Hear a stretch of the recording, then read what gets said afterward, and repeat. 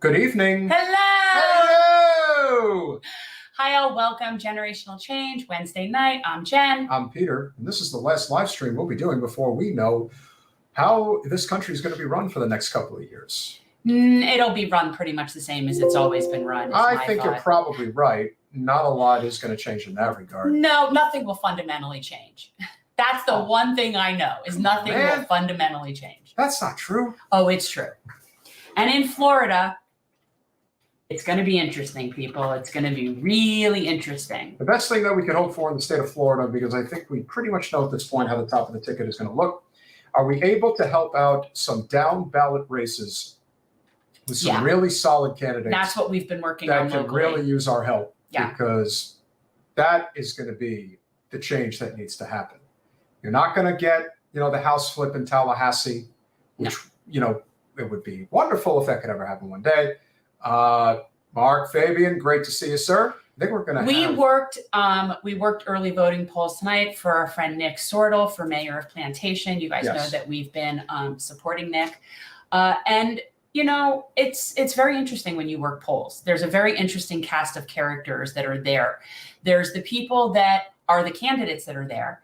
There's people that are paid to be there on behalf of candidates, and then there's volunteers. It's a very strange assortment, and loyalty is a very interesting thing. Double K, we're going to count you as a patron. Why don't you just be a patron? Just be a $5 he wants to give his money as he sees fit. I know. Although I think he gets more mileage for his money if he actually does become a patron, because I think. Well, here's the thing. It's like when you do it right, when you do it on this, it's like Google gets the cut. That's the only difference. And not that Patreon doesn't, but it's not the same. I think it's a lot less. Probably. But thank you, Double K. Oh, very thankful. Always appreciate it. So polls were interesting, and there's always drama. Oh, you are? You're too nice. Are you? Under what name? He's not going to say it. Okay. Secret. All right, fine. I don't need to know. I'm like, all right. But appreciate you. Yes, we do. Most certainly. There's always drama. There's always drama. Yeah, unfortunately, that's like local elections. We saw that in Pembroke High. Crazy. Broward is nuts. Well, Broward does have a reputation. It does. That's been a known thing. It's so it's crazy. Yeah. It really is. Well, we're just trying to transform politics into service. And I think there were enough people that were there that actually appreciated what we're doing. And so I know who it is. I know who she is. And so we're trying to spread, I get it now. Okay. And so we're trying to spread that throughout the state as best we can. And one of the people who is exemplifying that probably as well as anybody, especially in the part of the state where it seems that all the good people seem to gravitate to, which is the I-4 corridor, is Anthony Nieves, who's running for Florida's 47th State House District. Where is that? The Orlando metropolitan area. Good. And so while we really bastion of decency in that little area for people on the left. Orlando, Tampa is definitely the best you're going to find in the Florida, in the Sunshine State. That is where you're going to find it. But let's get another one in there, because Ann Escamani and Carlos Guillermo Smith can't do it alone. Anthony Nieves, welcome to Generational Change. Thank you. And, it's a pleasure to be here and an honor to be here on Generational Change. I know you've been trying to reach me, to your audience member. You have been trying to reach me for a couple of months now, and I've been pretty much a very difficult man to reach. As you can imagine, it's been a 7-day-a-week operation. We're leaving in the morning before sunrise, and we're coming home at night. It's like that's all we see. But it's what you have to do. And we have an interesting situation in House District 47. It's 3 years in the making. I ran in 2020, did not proceed past qualifying due to the pandemic at the time.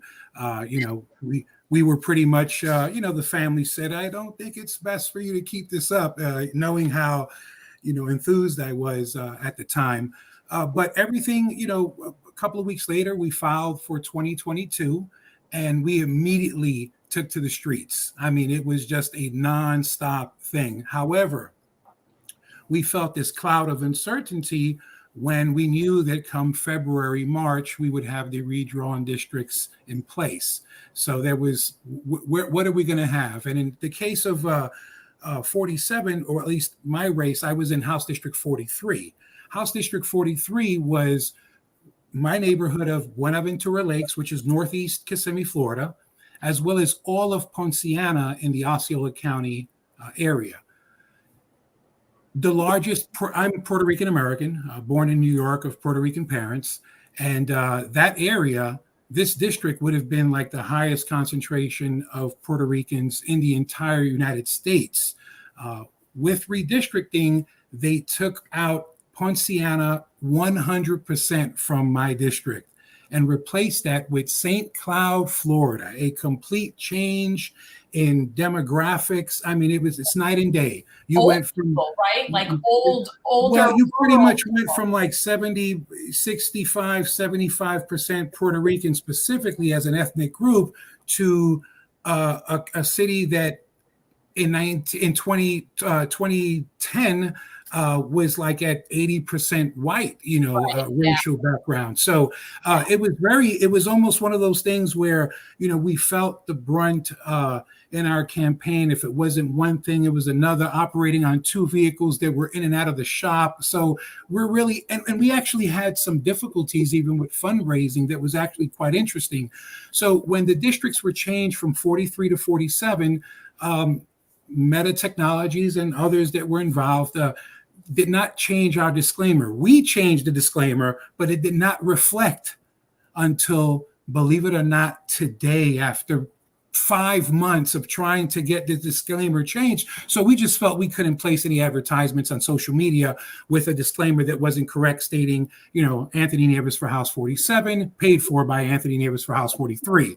Right. And we don't need the opposition parties to get on us with that on a legal matter and deal with that. But it's an interesting thing. So in the primary, we were outraised. I mean, literally like 14-1 between both of our opponents. And that was something that was quite interesting.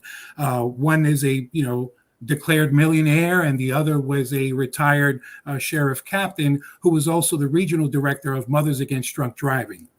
And he seems to have been the candidate that members of the Democratic Party chose at the time, and it was, again, welcome to the politics, Mr. Nieves. This is how it is, and, we felt that, with limited resources coming in because of our social media, advertising challenges, we just had to simplify our campaign. And, our literature was basically a business card, but we printed tens upon, tens of thousands of business cards, relying on a all volunteer base without any paid staff.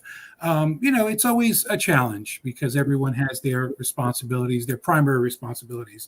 But what we see right now is a race that although if the election were held today, I'd probably be the victor, but we're not seeing that great of a turnout amongst Democrats. Even here in this county, where we're classified as, I think, a D+10, which would show, because of the large Latino population, that I should be well ahead, which it appears I am as of now, based on numbers of parties that have, turned out the vote.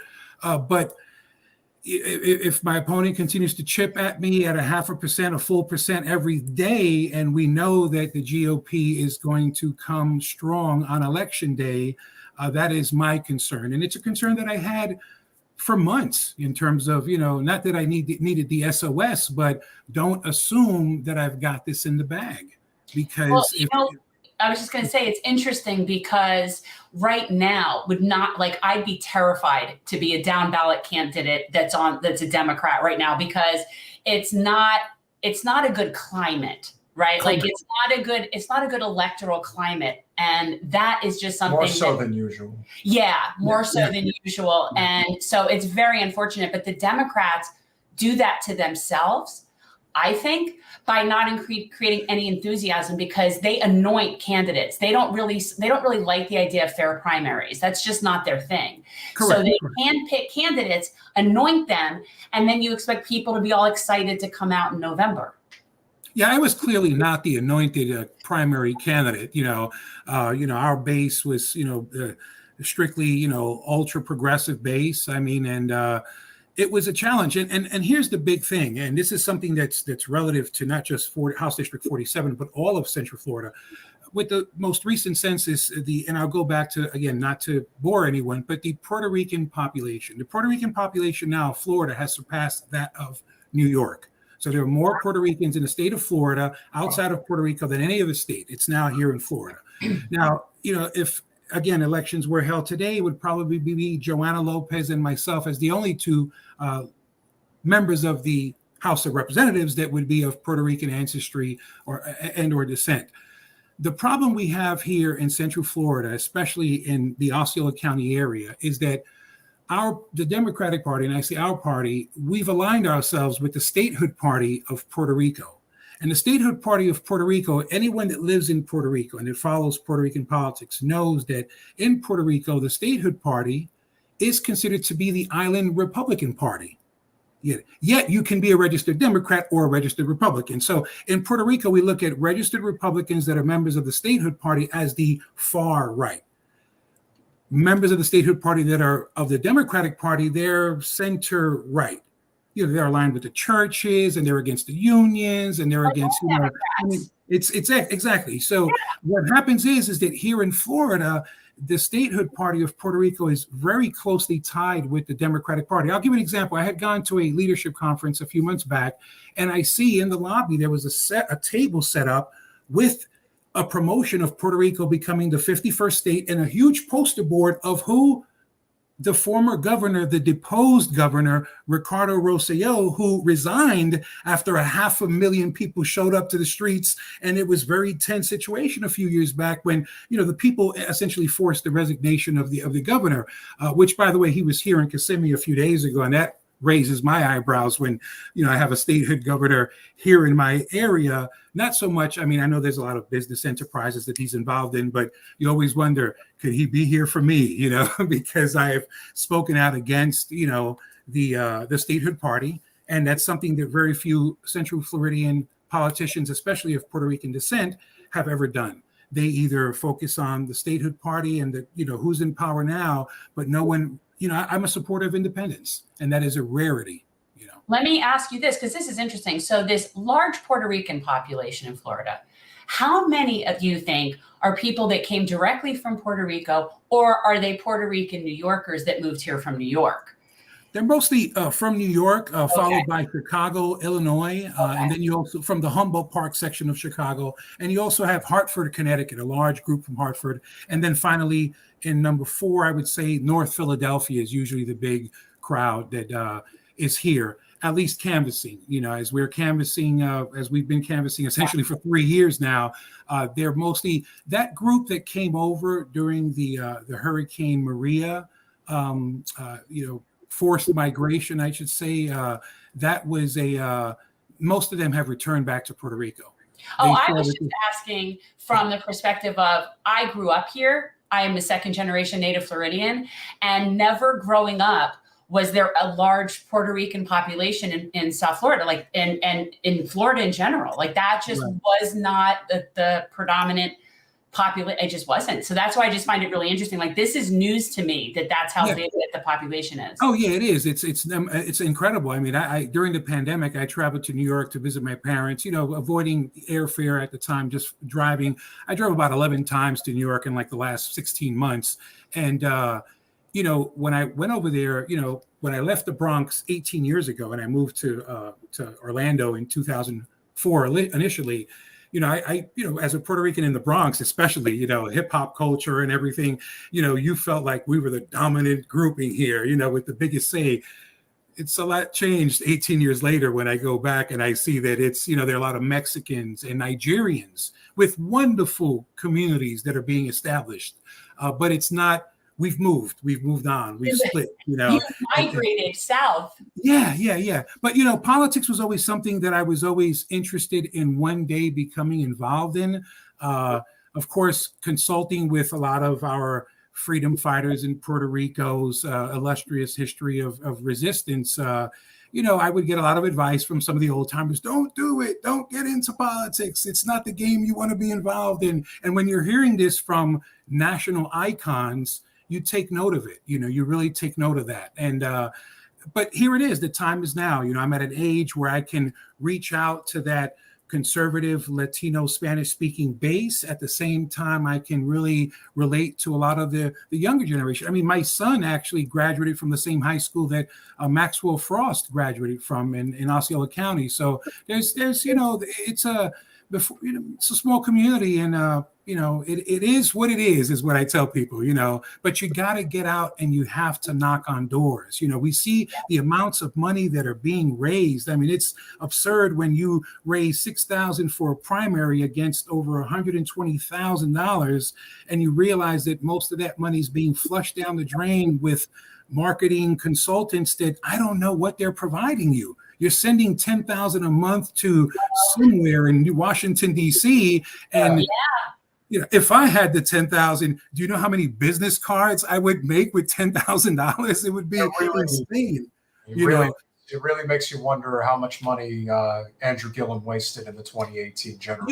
And it's what I tell people is that it's sad because we're at a point, and this is what I tell people. I specialize in two things. Reaching out to the Spanish speaking community, and number two, monitoring the far right in my community. I've been doing that since I moved here from New York, and it was something that was it's still mind-numbing for me. But I educate the community to let them know, listen, Florida and Texas is all really right now that the GOP has. They're at a point of desperation where they're putting everything out there.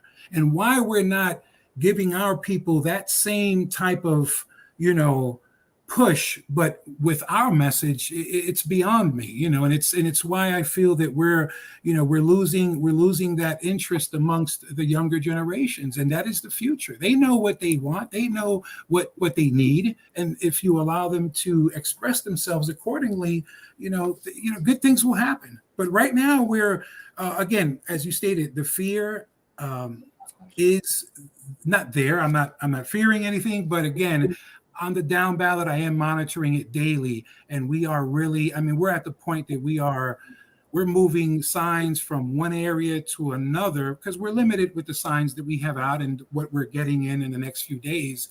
But we monitor traffic reports to find out where is the traffic going to be tomorrow, because that's where we need to put our strip of signage, and it's something that, What could you use assistance with at this point with 6 days to go? I believe that if it falls in place with the primaries, at this point, I believe the last day to contribute, I know via like avenues like Act Blue and so forth, would be tomorrow, I believe, at 11:59 p.m. So if anyone could visit, specifically if you go to Nieves for Florida, if you go to nievesforflorida.com, just click on contribute. It'll send you right over to our Act Blue link. Whatever we get, it's really going into signage at this moment and basic lit, which is the business card that we'll be handing out to members in our community.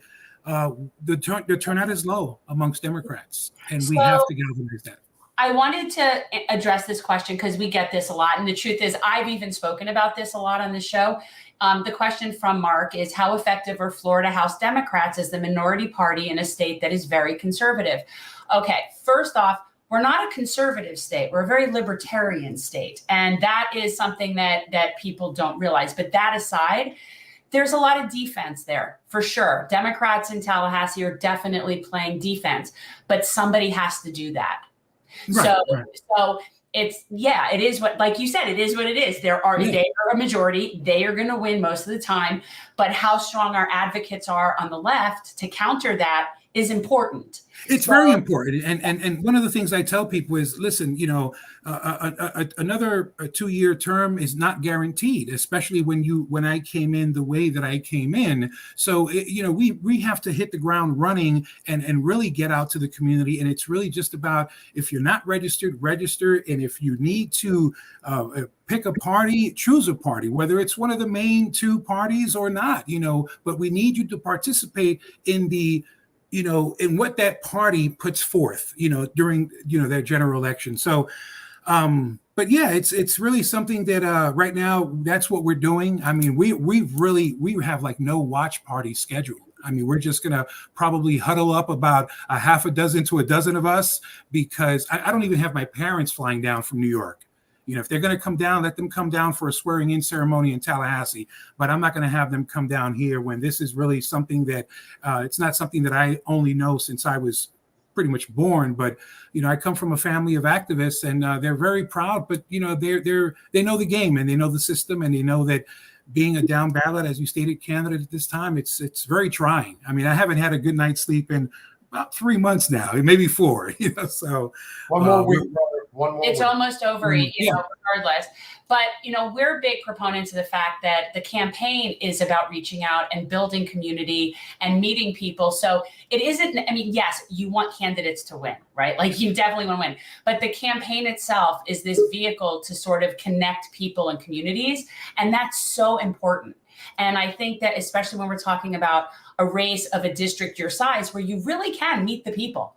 You know, yes, obviously absolutely. it's not right. That's the beauty it's of a small, it's an actually, you know, from a, you know, territorial standpoint, it's very small. House District 47, it's a very dense in population. And it's incredible how simple it is to knock on the door. And you can automatically, especially those that come from larger, more mixed communities, you can knock on the door and I can quickly adapt to know, you know, where that person is from. And when they respond to me, you're almost like talking to extended uncles and aunts in your district. When you reach out to members in your community, you realize how much more in common you have with your fellow human, and how similar they might seem to your beautiful, crazy uncle and aunt and grandparent, you know, and it's a simple thing. I mean, we want to get town hall meetings on the ground from day one, something that is really unheard of, you know, at this level. And we need this because what's happening is the far right has successfully extended their arm into our communities. We see that here with the rise of far right, mostly Spanish speaking churches that have planted the seed to many organizations that are similar to like Moms for Liberty, but the Spanish version of that. You know, they appear at school board meetings, and they're, you know, and they appear in numbers, and they are taking over our school boards. And you know, that's a challenge for us. So we plan to bring a brand into office if the people decide to elect us that will see us actively engaged in our school board meetings, our city council meetings, our county commission meetings, and reaching out to the community, because, you know, if we want to stay in our seat, knowing how the situation is and the political climate of Florida is, we have to get to work immediately. Maybe one day of rest before, you know, we keep the show on the road, you know? I think it's important. And I would think you actually would be very appealing to independent voters as well, which most people really are. And a lot of what you're talking about with those right people, a lot of it, I believe, is religion based. Yes, correct. And a lot of those people, they weren't going to support you anyway. That's correct. That is correct. So, but the middle people, the libertarian people, the independent people, which is a bulk of our red in Florida. It is. Those can be very reasonable people. Yeah. And the separation of church and state just seems to be lost by so many people in politics. Wow. Yeah, and you know, one of the things that, you know, we thought to seek, you know, a national endorsement, a PAC endorsement by the Free Thought, you know, fund, and that was because, you know, I myself am a lapsed Catholic. I went to the same high school that the late comedian George Carlin attended, and I wish he was here alive now to see. It was something that, it was a Cardinal Hayes, an all-male, believe it or not, parochial high school in the Bronx, in the poorest congressional district in America. But Regis Philbin, Martin Scorsese, and George Carlin attended that school, you know, as well as, I believe, John J. Sweeney, the former AFL-CIO national president. He also attended the high school. So, you know, it's, you know, I think about those things and I say, you know, it's kind of nuts how the situation is. But, you know, in general, when you don't have that separation of church and state and you allow it to go, and you allow the people to be uneducated on that importance, you just lose it, and you just completely lose ground. And next thing you know, you see another church pop up with that, you know, far right mentality. I mean, you look at these churches, the churches I referred to, and all of them are cluttered with political campaign, you know, boards. I mean, and this is in the front on their property, like they're, separation of church and state, but they're putting who they're supporting, and that's absurd to me, completely insane. Jews don't do that. You won't see that at the synagogues. The rabbis don't get involved. It's not. You know what? And surprisingly, and I say this again, I'm a lapsed Catholic, but you don't see that in front of Catholic churches either. The Catholic churches will tell you that. They'll tell you that in their gatherings, and neither will you see that in mosques or in various temples across the You really see it. You really see it. Evangelicals. It's in the South. Well, it's in the South. And that's what it is. And that's why. Welcome to Florida. Yes, it's like this in Central Florida, the Panhandle. It's like this in Alabama, Louisiana, Mississippi, South Carolina, Georgia, and Tennessee.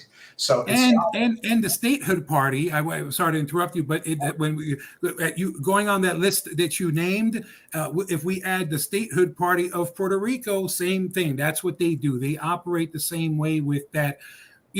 Just the church and state separation does not seem to be there.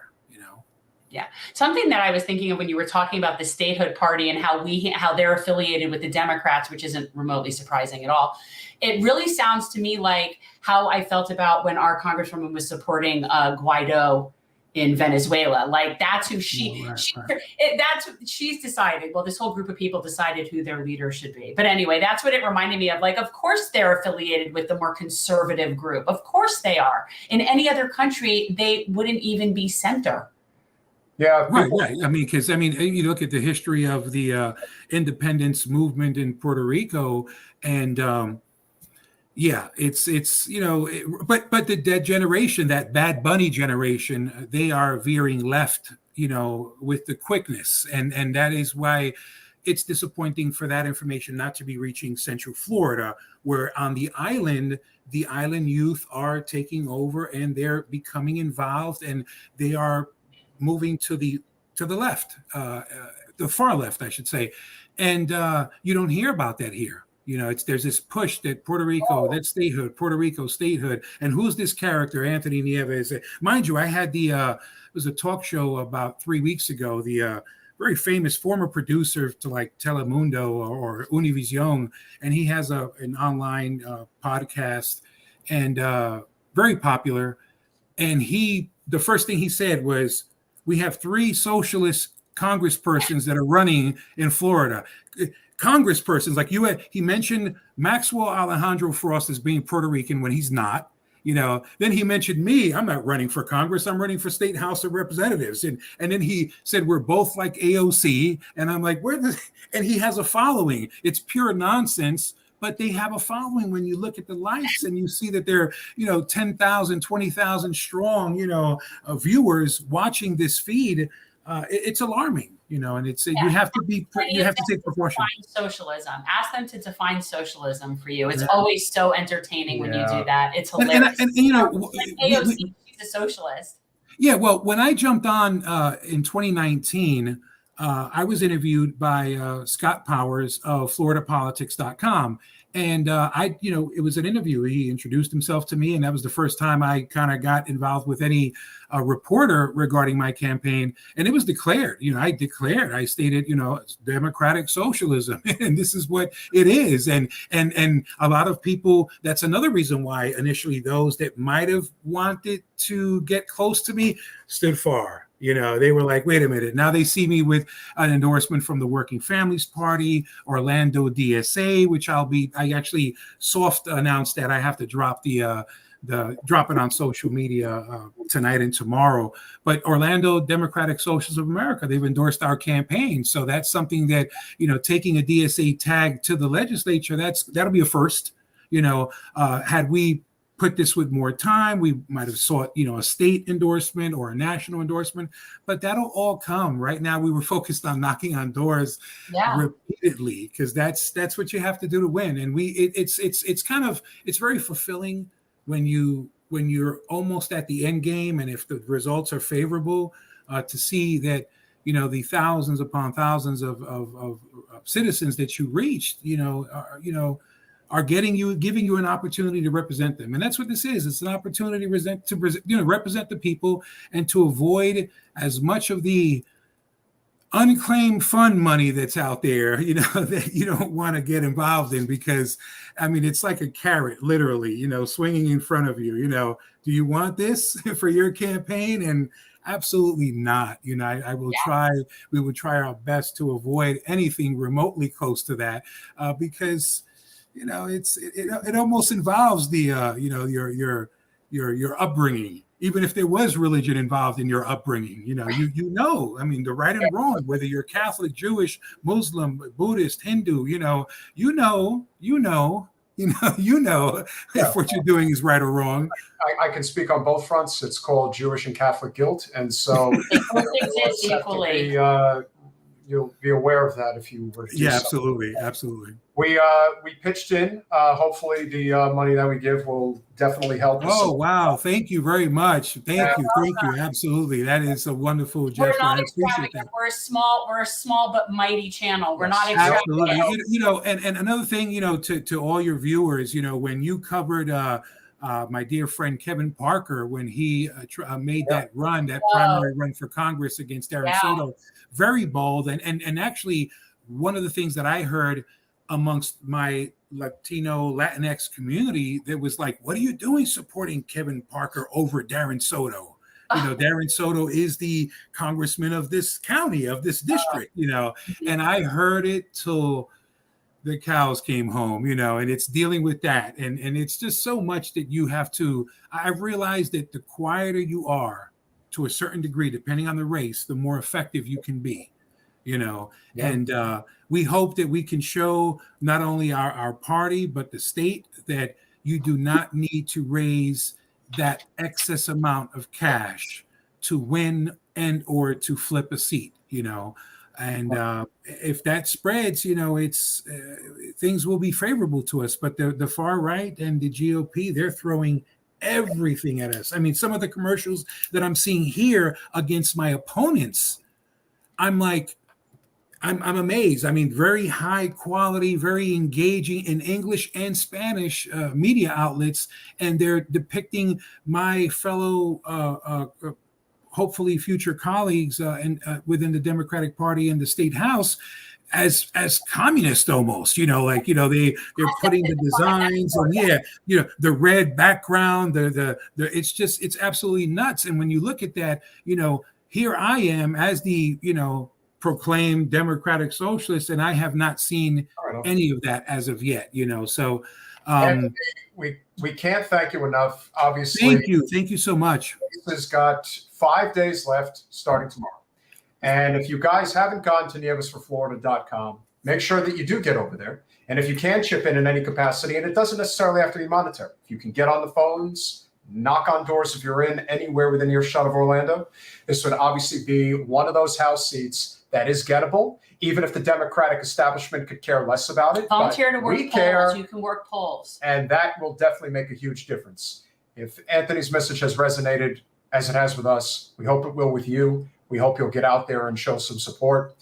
Anthony, last word before you go. Really appreciate you coming on this evening.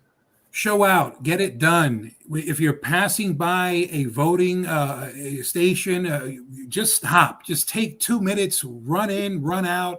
Select your candidate for a write-in ballot. What you just have to vote. I mean, if it's just for the amendments, if it's just for select candidates, get out and let's get this vote out, especially amongst those registered Democrats.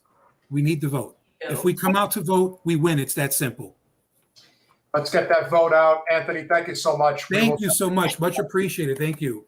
Have a great evening. Bye. All right. Bye-bye now. I felt bad I had to sneeze right there. Yeah, like the worst possible. I'm sorry. I was trying to hold it. I had to sneeze. What do you want me to do? What are we talking with Luke about? Story. What are we talking with Luke about? It'll just be whatever the hell we want to talk about. I'm just curious if there was like a topic. Well, I mean, obviously there's a number of things going on in Seattle and just in the state of Washington, ballot initiatives, things like that.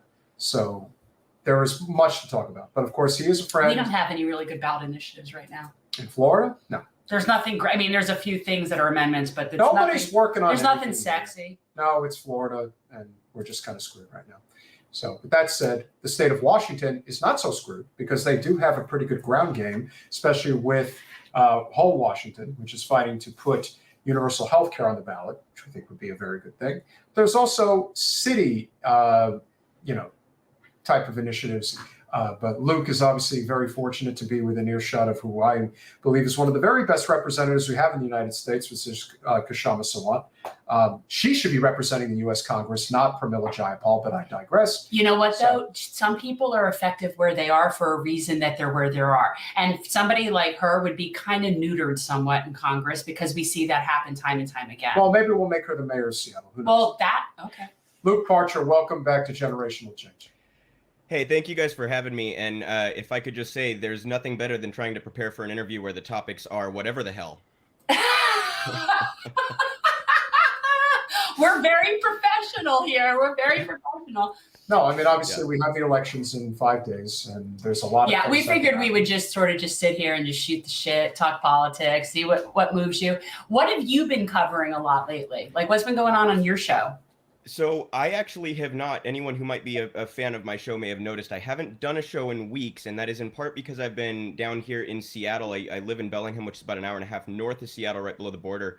I've actually been down here in Seattle helping out with the city initiative for ranked choice voting. We have three, unfortunately not statewide yet, but it is City of Seattle ranked choice, and we also have Clark County and Island County here fighting for ranked choice voting. There's also 7 others around the country. The state of Nevada is voting on it. A city in Illinois called Evanston is voting on it. There's a city in Colorado. The rest of them escape me, but it's cities and counties outside of Nevada fighting for ranked choice, and I think it would just be such a substantial improvement to our political process. I think it would bring people in who currently feel disenfranchised for very righteous and understandable reasons based upon how the two parties behave. We've found that it increases turnout and participation, and I think that's healthy for our democracy regardless of what result in any given race it may provide. So we're really hoping that we can get it passed out here. We've seen that it's, Australia's used it for 100 years. Ireland uses it. San Francisco's used it for about 20 years. It's entrenched. People like it. And we really are hoping that we can get it passed and get more people involved here in the process out in Seattle. I think it's key. We talk about it a lot. It's one of the things that if you ask people, they support that. When you explain to them what it is, because in fact, it is the most democratic result that you would get in any electoral process. Like when you just sit there and I am not a statistician, but I know that when you break down those numbers, it's the most democratic election process. So most people will support that. Legislators don't want that. People that are there don't want that. So these are one of those things that for states that have ballot initiatives, this is one of the ones that we need to be pushing. I think one of the best examples I saw in recent memory was Maine has ranked choice voting. Yeah. And the two candidates, I mean, obviously Susan Collins is the GOP candidate. It was Lisa Savage, who was running on the Green Party ticket. Now, the Green Party, which can't get out of its own way ever, and can't get more than a half of maybe 1% at most in any given election. Can I finish my Sorry. So she was still able to get 5% of the vote. And what that told me is, even with no money, ranked choice voting allows campaigns that have a good message to start to build the infrastructure. And that is why they move heaven and earth to stop it from ever happening. And you're going to see what I do think, because Matthew Ho is running for the U.S. Senate, as I'm sure you're aware, down in North Carolina. He is a great candidate, but he is running in the Green Party. And there is no question, very likely Ted Budd is going to win that seat. And they are going to rain holy hell on him and the Green Party, as the Democrats always do, because it's never their fault. It's always the other person's fault. It couldn't be that we don't like Sherry Beasley, right? Just a thought. I'm just saying. Well, there's no onus put on the candidates themselves to earn votes anymore. It's just there's this assumption. It's really quite crazy. But if I could just quickly echo a couple of points you guys made there. I've worked campaigns before. I worked the Bernie campaign in 2020 and traveled across. I did 4 states on the Bernie campaign in 2020. As popular a candidate as Bernie was, that was a much harder sell than ranked choice voting. To the point that Jen made there, like when we're talking to people at doors and talking to people on the phone here, ranked choice voting is incredibly popular. It is an easy sell. You explain just the basics of how it works, and people are on board immediately. It's not like trying to sell a partisan or ideological candidate. So I do have hope that we can, over the next handful of election cycles, implement this in a number of places around the country, and it would be really great to get it nationwide. nationwide. I mean, how many times have you guys heard like well, I like the leftist candidate, but I don't feel like I can vote for him because then I'm helping the Republican. You know, that's not a healthy democracy. That's not a representative system at all. And I think ranked choice allows people to both vote ideologically or I'm sorry, like idealistically. Here's my favorite candidate, and also pragmatically down the ballot. Here's the person I'm going to leave off of my ballot because I really don't want them. So it really lets you fully express your conscience, you know, and you don't have to play this like pundit game of who do I think is going to be the final two, who do I think my vote most helps. Right, like you shouldn't have to do it like a fantasy football strategy, right? Yeah, and it makes you wonder why Andrew Yang, who is a friend of ours, why his focus is on this, you know, trying to build a new political party when if the fight really was ranked choice voting, I think he could build a tremendous amount of momentum and a lot of money to go with it because people really are sick of this system. You're seeing it all the time. We talk to countless people that every day they don't want anything to do with this system anymore. They don't want to vote Democrat. They don't want to vote Republican. If you just focus on, let's say, a local race, as we are doing, for school board, for mayor, for city council, county commission. They're nonpartisan races. And in that case, as we have discovered, you could be the most blue no matter who or the most MAGA red Republican. It doesn't matter. They will listen if there is no D or R attached to the name. And so ranked choice voting to me should be one of the primary fights from an electoral standpoint that we have going forward as far as I can see. And if I could just add one more thing, a guy that I've worked with quite regularly, I met him on the Bernie campaign. He's been on my show quite a bit. If anyone watches my show, you'll recognize Vinay Orakondi. He's an attorney and activist. He's also helping out with this ranked choice stuff. But he originally lived in Australia. And he's actually told me there were a couple of times where he was in a campaign room and someone had dirt on the other candidate, right? And either the campaign manager, and I mean substanceless dirt. I don't mean, you know, like so-and-so cheated or whatever. And the candidate or the campaign manager will say, we're not using it because we actually want their second or third rankings. We don't want to piss off their constituency. So it makes our politics more issue-based, more substantive, less nasty. It cuts into the character assassinations. It inspires coalition building to actually take action to help the community. I think in just about every conceivable way, ranked choice is a superior system. Yeah. And we know why they won't have it. Look, we have closed primaries here. So we're Florida. So they'll be having like open and fair elections in other states and we'll still be down here with closed primaries. It's going to be pitiful. Yeah, but they all work together in concert. And that's the thing that I think a lot of people really don't understand. And I think you can explain it pretty well because Washington, while nowhere near the population size of, California, it has very similar politics. It's a supermajority blue state, and yet it's one of the most corporate states in the whole country. Yeah. One of the most regressive tax systems in the whole country is in Washington state, despite the fact that we're one of the, like you said, probably 5 or 6 most liberal or leftist or progressive or however you want to define that states in the country. And, you know, I caught the end of that discussion that you guys were having with Anthony. I thought it was fantastic. Hadn't heard of him because he's Florida State, but shout out to Anthony. He sounds like he's running a great campaign. I think there's, I think a lot of times the Democrats candidates like themselves, like I'll use the example in Washington state. You mentioned how liberal we are. Patty Murray is actually like, this is a serious race against Tiffany Smiley. This is a deep blue state, and a Democratic senator who's been entrenched for 20 years is struggling to beat a far-right extremist maniac. And that is because, you know, she's number 3 in the Senate. And yet she really doesn't do much outside of toe the party line.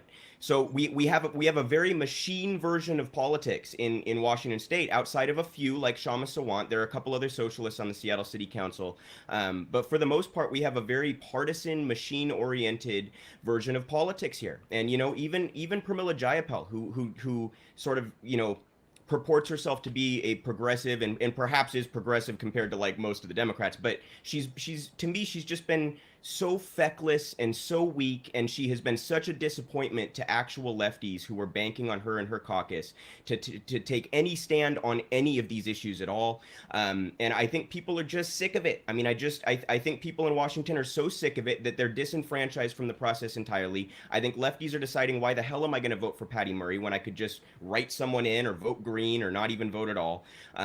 And, you know, again, not to keep beating the dead horse, but this is one of the things I think ranked choice really addresses. It it brings people back into the process. And also, even if it just forced Patty a little bit left, what if this was a ranked choice process and she actually had to come out here and say, I will fight for Medicare for all in order to excite her base because someone else came and ran to her left. You know what I mean? So yeah, you know, to answer your question, we have a very machine version of politics, despite the, you know, very progressive or liberal constituency that Washington State has, at least to the west of the mountains. We're speaking with Luke Parcher, host of the Luke Parcher Show on the Real Progressives. You know they have huge income inequality there. Oh, like, absolutely. Out of control Yeah, there. And I know that they also have here serious housing issues there.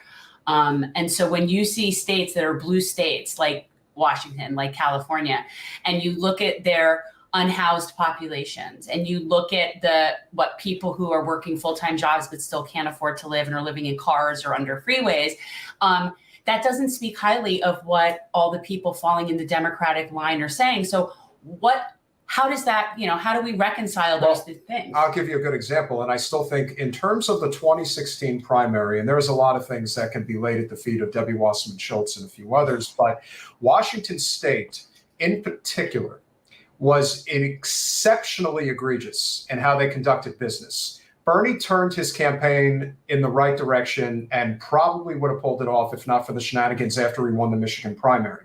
Now, what stands out the most regarding the Washington caucus primary is the fact that Bernie came within an eyelash of clearing 3/4 of the vote, which means he would have secured all 100 delegates. And as a result, every single super delegate voter in the state of Washington still voted for Hillary Clinton, led by Patty Murray.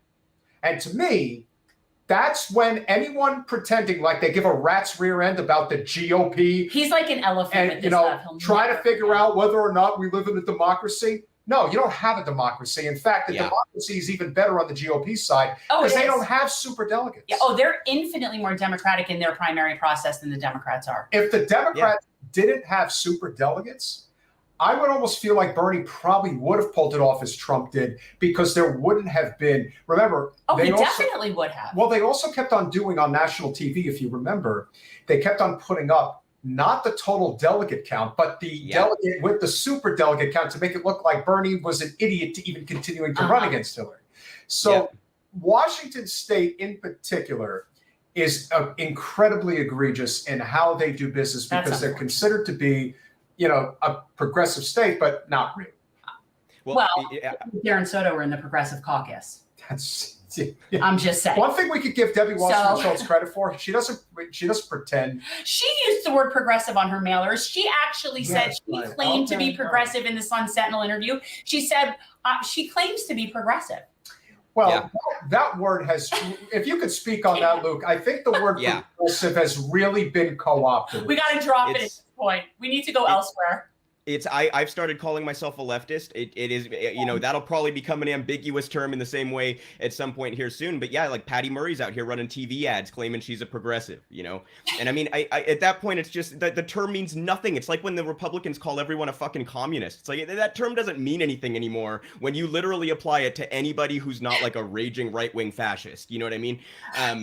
So I absolutely think it's a problem on the left. Like these terms become so ambiguous. We don't even know what to call ourselves. We end up fighting about it. We fight, we eat our own. But what I actually have taken to doing now is I don't just say I'm a leftist. I say I'm an actual leftist, not a partisan leftist. Because when I talk to people that are libertarians, and we have a lot of people, you know, these are just regular people, and they're so turned off by the woke stuff and by the Democrats, and they think that the Democrats are leftists, which we know that they're not leftists, but to the people that are the normal, reasonable people, they associate that. And so when I say it, I say I'm an actual leftist, not a partisan, not a party leftist. And that's... Yeah, I think there's a nice comparison to the current elections right now. I mean, I certainly don't want to demean social issues, which I do think are incredibly important, and I'm very much left on those issues. But here's the thing. Democrats run exclusively on those issues. In fact, I was just seeing a breakdown. They've spent like $320 million on abortion alone. Now, again, important issue. Bring your base out on abortion. You should be talking about abortion after the Dobbs decision. But to completely neglect economic issues when voters are telling you in polls that the top two things that matter to them are the economy and inflation, which I grant there's some like overlap there. Yeah, exactly. I mean, it's seriously like I thought we learned this 30 years ago, right? But no, it's for them to completely neglect the economics, especially, by the way, not that the Democrats have a great case to make on the economy, but they certainly can slam Republicans on the economy because the Republican plan is let's further squash workers. For them to not be out there making that case and instead be hyper-fixating exclusively on these social issues, when they also know that those are the issues that turn off a lot of middle Americans, I sincerely, from like a purely strategic standpoint, I do not understand it at all. And it's probably, and to Bernie's credit, he's been out talking about this a little bit, it might cost them quite a few seats here this election. Okay, well, I'm going to posture this, okay, because I have an idea. I think I know why. Because they're all the same on economic issues. Yeah. They don't want to do anything about the economy. And if it weren't for Roe versus Wade, they wouldn't have done any fundraising and they wouldn't get any votes this year. And that is why. And the thing is, they don't want to do the economic things. If they did, they would. So the reason they don't run on it is because they don't want to. And by the way, people like Nancy Pelosi, they're willing to forego women's rights if it maintains their economic position. And she proved that by campaigning for Cuellar in San Antonio the same week that Roe versus Wade was overturned. You can't play both sides. Sorry. So they don't care. I spoke. No, go ahead. Oh, go ahead. Finish your thought. Oh, I mean, I was just going to say, like, I think this is really the Democrats as a whole. Look at what they did when Barack Obama was elected. He promised to codify Roe day one. And a couple months later, he comes out in a press conference with 60 senators on his side, and he comes out in a press conference that's no longer a priority. Oh. They're mocking us with these claims. Yeah. Emerald, the Dems are not afraid to run on the economy. They specifically don't run on it because they know the direction that the populist left in particular want them to run on, and that goes against who funds their party. Right. The reason they don't run on changing the economy is because they don't want to change the economy. They're perfectly fine with the way it is. They wouldn't even bring a vote on insider trading to Congress. They're perfectly content with their brazen corruption, and they have no reason to want to change anything. So they love things like Roe versus Wade because it's the only thing they can get people to come out and vote against Republicans. Perfect example of a stat that I saw the other day regarding how much Loudoun County, Virginia, is the second or third wealthiest county in the whole country. It's just outside of D.C. It's where McLean is, a number of these very affluent communities. And this is a county that was a Republican stronghold for the better part of half a century, maybe longer. Since Obama, it's been a Democratic stronghold. And to me, that kind of tells you all you need to know. Mm-hmm. That tells you that the Democratic Party is the party of the affluent suburbanites. That is not a party of working people. The Republican Party, which still represents affluent suburbanites, has hoodwinked millions upon millions of working class people into thinking they're going to represent them. And so eventually something's going to give. Yeah. Because the people are not going to.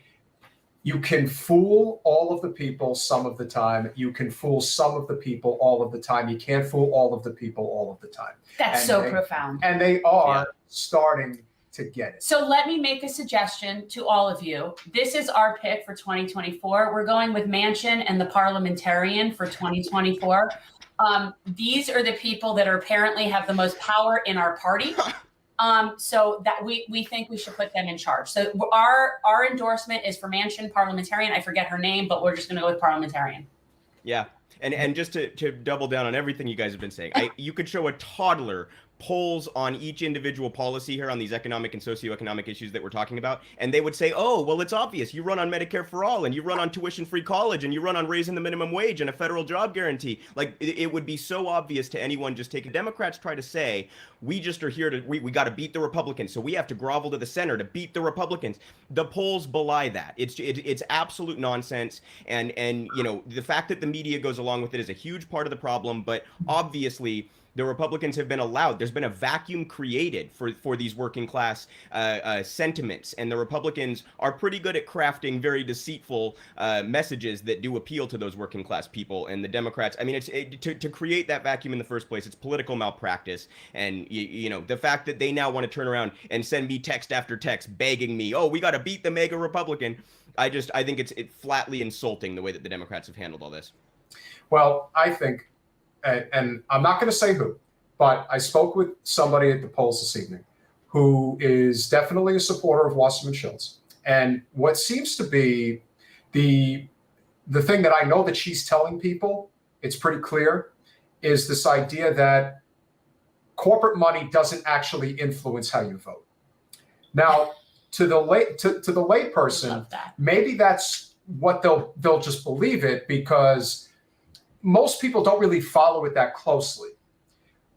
But the correlation between the money that one receives and how they vote can absolutely be traced. It's not that hard. Yeah.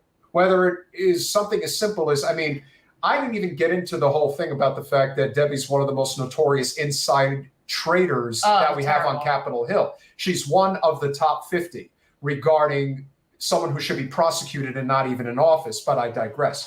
The idea that you think you can say, well, how can you prove that this money actually makes you do this? Well, let's see. The American people want a living wage. The American people want universal health care. The American people want a clean energy grid so we don't completely destroy this planet. We'd like her to stop poisoning the manatees, please. The American people want out of these wars. And if they think that this thing regarding Ukraine is bad, oh, you wait till Taiwan becomes a big talking point. Oh, good Lord.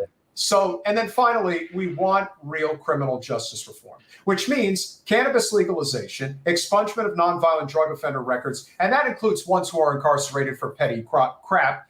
And you mean we won't get that from someone who takes private prison money? We're not getting it from the current infrastructure of the Democratic Party, led by people like Debbie. A party that boasts about increasing police funding. We're not going to get criminal justice reform from them. And you want to know, okay, so right now, the woman running for Senate against Marco Rubio is Val Demings, and she is ex-law enforcement. And which I don't begrudge people having a prior career. Like, that's all good and fine and everything. But like, she's using this shape of a shield as her logo, and she keeps referring to herself as chief in all of the mailers. So it's almost like she's really leaning into it, almost to where, to me, it feels like to the right of Rubio on law enforcement. Yeah. And I got to tell you, it's not working for us. No. This is one thing the Democrats do. They can never actually take a stand and oppose the Republicans. Instead, they buy into the framing of Republican messaging and then try to defend themselves. So instead of saying, actually, we think that you cut into crime with housing reform and with mental health services and by providing jobs, instead of taking that path, they go down this like, no, we're more pro-cop than you are, I promise. You know, so it's just another indication of the Democrats rolling over and playing doormat instead of actually standing up and fighting. And again, to your guys' point, perhaps that's misframing. Perhaps it's more just out and out corruption and just out and out, we like being part of this big club, and we're not going to make arguments that would put us outside of the big club. Oh, well, you get money from law enforcement. You get money from the military industrial complex. You get money from manufacturers of said weapons for the police departments. Why would you not be promoting that? Like, that's just it's counterintuitive. But we've had somebody at a local level, you remember a local city commissioner, who basically said the same thing. I take money from people, but I don't necessarily vote how they want. And I'm thinking, it just, you know what? Can we just, the appearance of impropriety matters. Yeah, Florida's a different animal, though, because it's a very transient state. It is a very libertarian state. It also is a state of incredible entrenchment. There is no one more entrenched than our congresswoman. We have been told by people, one person in particular was a campaign manager for a sheriff's race here in the county back in 2020, who made it very clear that Broward is a different animal compared to most places. And so that, for somebody who works on national campaigns and knows these different states and can zero in on what we have to deal with down here, it is a real problem. And I do believe that is listen, it's not the majority reason as to why DeSantis is going to win re-election and is ascending to the presidency. But you can't ignore the role that the Florida Democratic Party has played in allowing him to get there. They just don't play any role. That's their role. They're the most feckless. It's pathetic. Well, Michael Bloomberg bought our state party and then put a Republican in charge of the Democratic state party. And who do you think was responsible for brokering that relationship? Debbie Wasserman Schultz. So there is that problem. And so for anyone who's local who is hearing this and seeing it, again, change is inevitable, whether you want it to happen or not. And some people, when it comes to change, embrace it, and others go kicking and screaming. Either way, the country is going to change. how do you see the midterms unfolding? How do you see sort of the breakdown? Any big races in particular? Any surprises maybe? We're having an over-under on DeSantis. I say he's winning by more than 10. Feel free to chime in and put money on that one. I mean, boy, you guys would know that race a whole hell of a lot better than I do. The polling I've seen is that it's close 10. I mean, I would trust your instincts on that. It'll be interesting. Yeah, the last poll prior to the debate that they did was DeSantis plus 10. And so since then, it looks like it's only been to DeSantis's benefit. So to me, we talk to people every day. Yeah, it speaks to a greater problem, in particular with Val Demings, because they did not allow for a Senate primary to happen. The second she got into the race, they all coalesced behind her. All of the money went to her. And there were 3 or 4 decent candidates running into the Senate. We had a couple of them on. And then the next thing you know, all their money dried up. They're like, well, I guess I can't run anymore. That's how it is.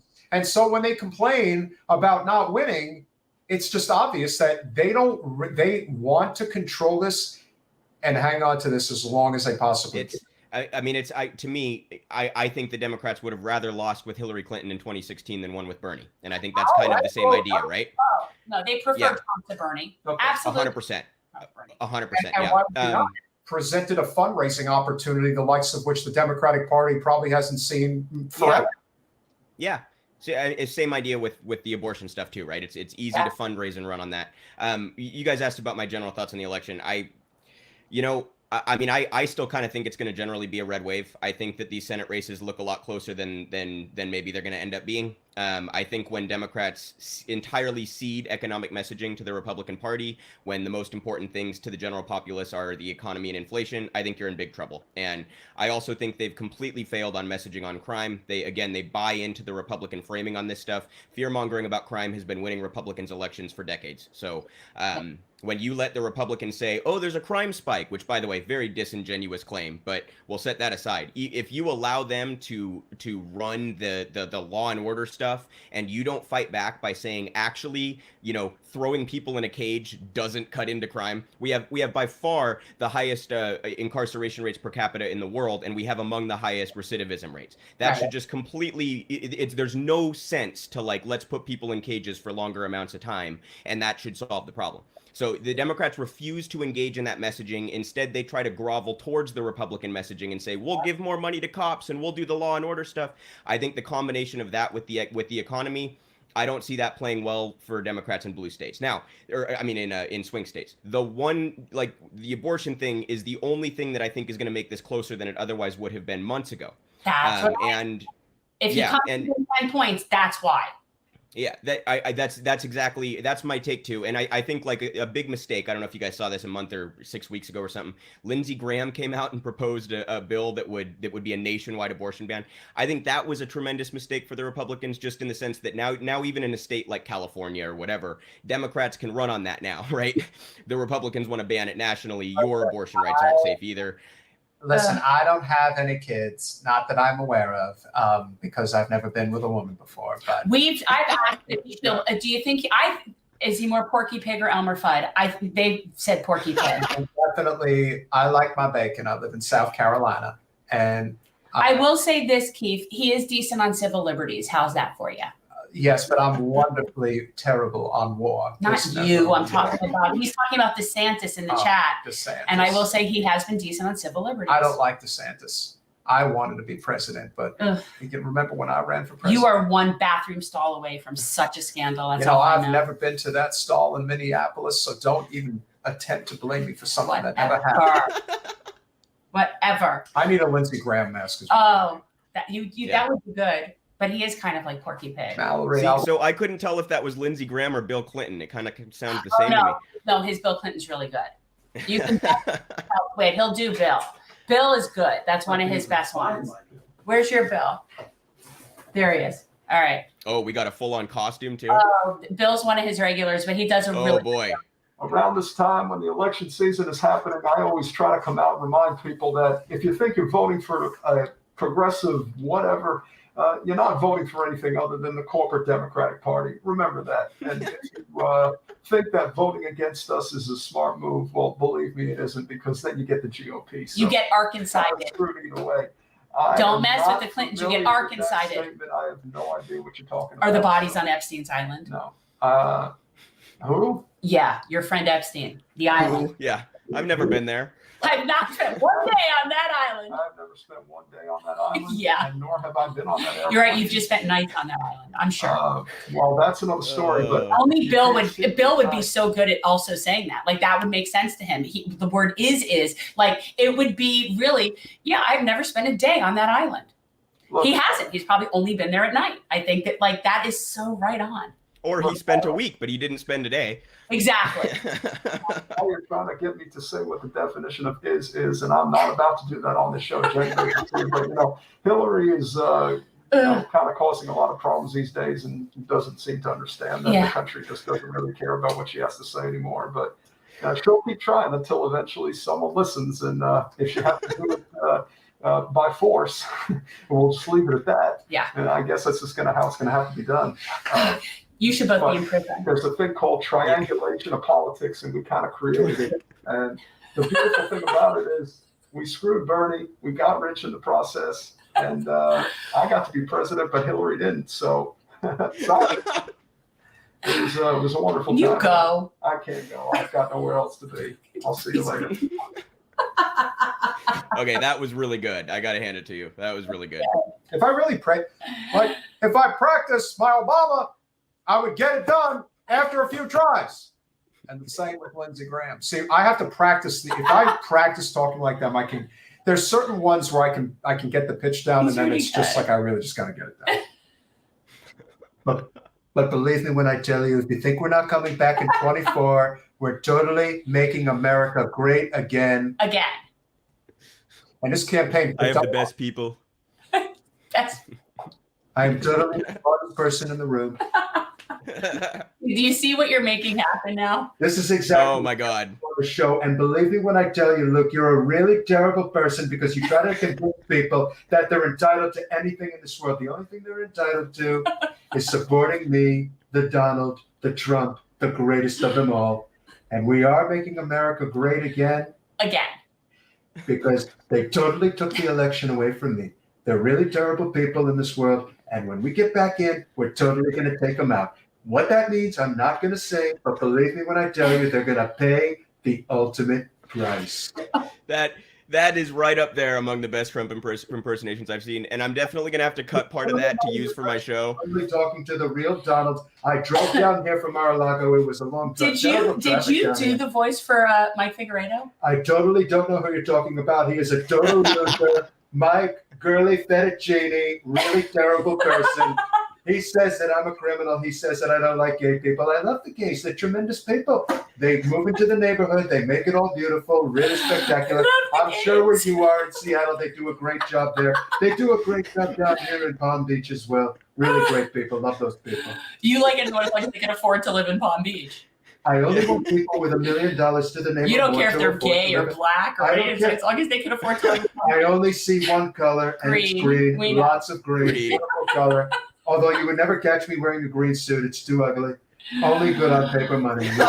Not gotta go. I'll see you later. Oh my God. Oh my gosh. So This is my life. And the truth is they're one and the same.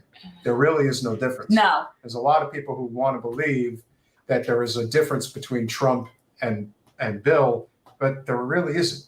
They're very well. They all just towed the same corporate line. Like once you're going in line with the oligarchy, you're going in line with the oligarchy, which means the money is going to continue to funnel up, and the poor people are going to continue to get like washed away.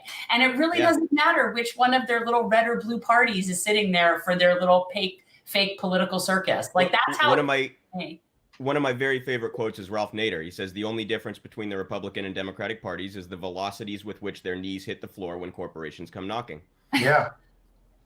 It's true. It's true. And nowadays, you really can't tell the difference. I voted for Ralph Nader. Yeah. And, we do need better options. I think that is a huge part of this process. And I think there's going to be a lot of lessons to be learned, however which way these elections unfold. I agree with you. I don't think it's going to be good for the Democrats at all. I thought that the best candidate by far that the Democrats had going in this election is, Fetterman. I thought Fetterman was, I don't even get that. Because you know it's Fantasy Island, the plane. So he's Giuliani is the one standing on the island being his little second in command, going to play. Yeah, shout out to Mark for that comment. That's hysterical. If I had known. He's younger than you. Double K. God, I love you. I'm a great lady. Oh, so nice. Double K is fantastic. Yeah, Luke, you're really young, right? Like I remember thinking, God, this guy's really young. I'm 28, so I don't know if that's really young. It's starting to feel not young anymore, but yeah. You're younger than him. Dude, I'm 39, so. Oh, I wouldn't have guessed that. No, I'm very fortunate, but then again, would you guess I'm so old. 51? Oh, bullshit. I'm 51. Oh my God. Okay, maybe I am young then. You're really young. To me, it's if I'm old enough to be someone's parent, then to me, it's all sort of the same. They're now young. All sort of start to look the same, especially girls, no offense. Like when I meet all my friends' daughters' friends and all that, they all look the ssame. And the older I get, the harder it is to differentiate age. So like if whether or not somebody's 18, 25, 35, the older I get, that range gets bigger and bigger. And so, yeah, that's what happens.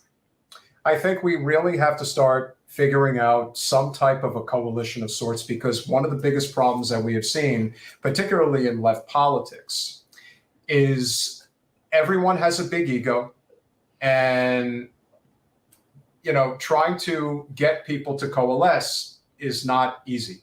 In fact, it's downright impossible in many ways. And so how would you see building this coalition? Because again, we're very close with Steve Grumbine. I think the whole anything that's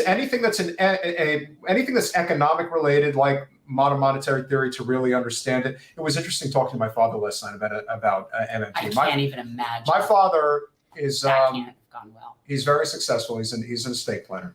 But when I try to talk to him about what real economics is, this is somebody who watches Fox Business and CNBC and believes that that's where all the information that you need comes from. No, that's called misinformation, and it's very intentional. It is. But again, if the stock market's working for you, as it does for people at that level and his clients, then of course the idea is to feign ignorance or knowledge, dismiss it as anything other than, I get it, but it doesn't matter because the game's working for me. It may not be working for you and everybody else, but if it's working for me, I ain't changing. Sorry. I think it's also to address people's guilt, right? You don't have to feel bad about your wealth and others' struggle if you think, well, that's just some sort of organic way that it is. It's not really my fault, I think it's also to. People think we're a meritocracy. They actually. Yeah, exactly. This is a meritocracy. We're bordering on we are an oligarchy bordering on a theocracy. Like that's bad. Yeah, really good bad. People. And as you like to say, Jen, you can't build the moats wide enough, because as much as people think they can just run and hide, and maybe, off the Puget Sound, some of them can, but most can't. And sort of that reckoning of sorts, economically speaking, I do believe is coming. The question is, how do we build this coalition? How would you see that happening? I certainly think, and I know this is kind of an answer you hear a lot on the left, but I think it has to be around working class issues. And, if you can coalesce around some of the issues that I mentioned earlier, Medicare for all, tuition-free college, raising the minimum wage, housing reform, criminal justice reform, federal job guarantee, which we talk a lot about with MMT, those are issues that would substantially improve the lives of poor and working class Americans. And if you can center your message around those. Now, again, I don't want to demean or diminish the importance of the social issues, but those are the ones where the demagoguery happens. That's where we're divided on, is those social issues. And that's, again, very, very coordinated and very intentional. And so I think any coalition that we can form to start to change things for the better, it has to center around the economics. We always say that the core is labor. The core is labor. And we're seeing it all over the country. We are seeing it. It doesn't get the coverage it should get because we know why. But we are seeing it. And I do think that that's the key thing, because right now we don't have a labor party. And the more that people, and yeah, we do fight within the party, because in Florida and Broward, we don't have a choice. That's the menu. It is what it is. So our goal is to keep pointing out that they're not a labor party. And if they want to win, they need to be a labor party. And that's really kind of where I feel like what we're doing.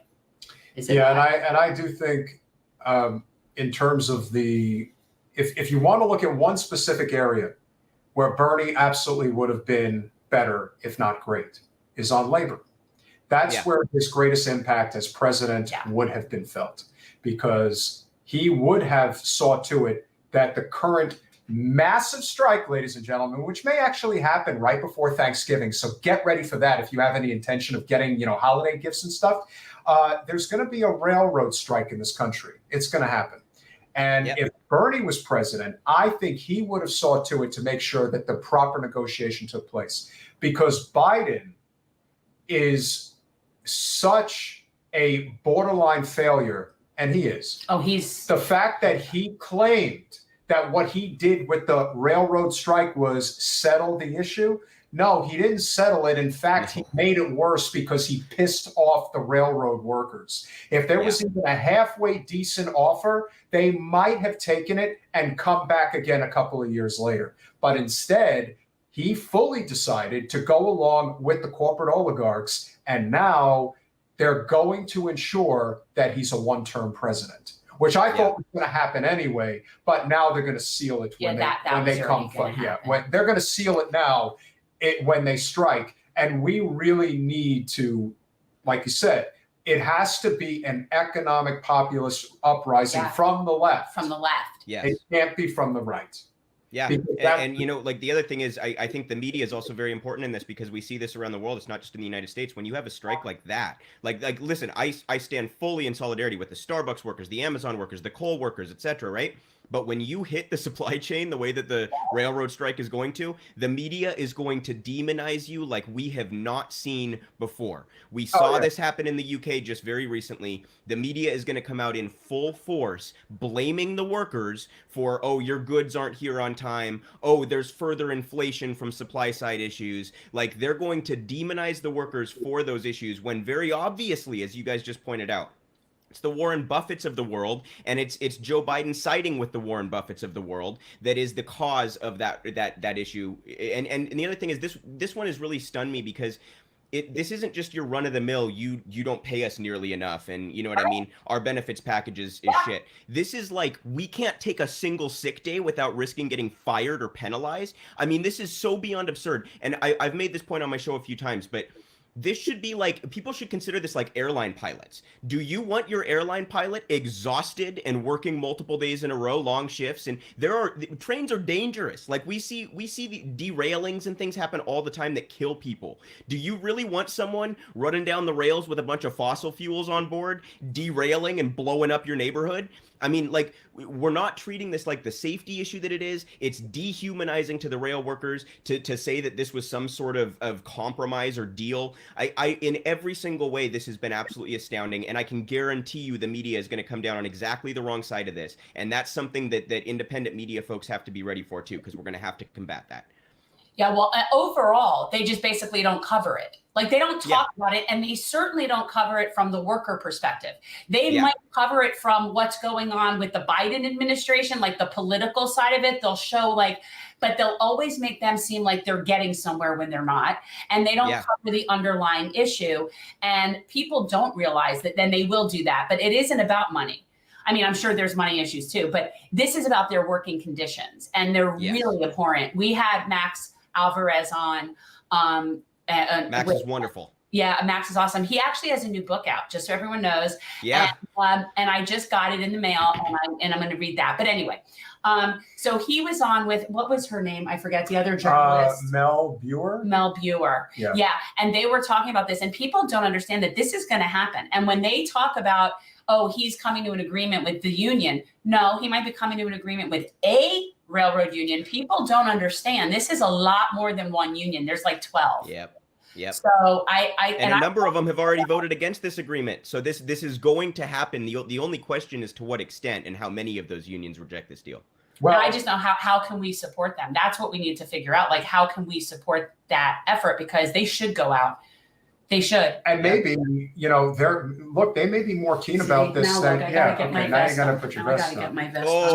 Okay. I gotta cut you off quickly and shout out Eric Kessner for those absolutely fantastic vests. Eric's out here in Washington State, and he does a lot of great activism and organizing. Shout out to Eric if you happen to see this. Those vests are fantastic. Anyway, I was feeling inspired. We're talking about if the railroad workers go out and other people follow suit. I would also like to point out if Bernie were president, I think Amazon would have been able to organize in Bessemer and in Albany. I think that a lot of these things I agree. a lot smoother. And this again lends to another big problem, and one of the reasons why Biden is a failure, and as much as people don't recognize it, he is allowing the union busting, and it's going on everywhere. They're doing everything to stop this. In fact, friend of the show, personal friend, Jordan Chariton of Status Quo was up in Albany covering more union busting that Bezos was having Amazon do to their workers who were attempting to unionize up there as well. This is a colossal problem happening everywhere. I just think that Howard Schultz doesn't know what the hell he's doing, and that's why Starbucks is actually and they're smaller. Look, that's your apples and oranges. Yeah, no, it's different, and they're also their shops are smaller. It's a lot easier to coordinate 30 people than it is. But the other thing is, I mean, Starbucks, like, they've been very successful in terms of voting for these unions, but Starbucks is still they're refusing to negotiate. They are firing workers illegally. They are closing down stores out of retaliation.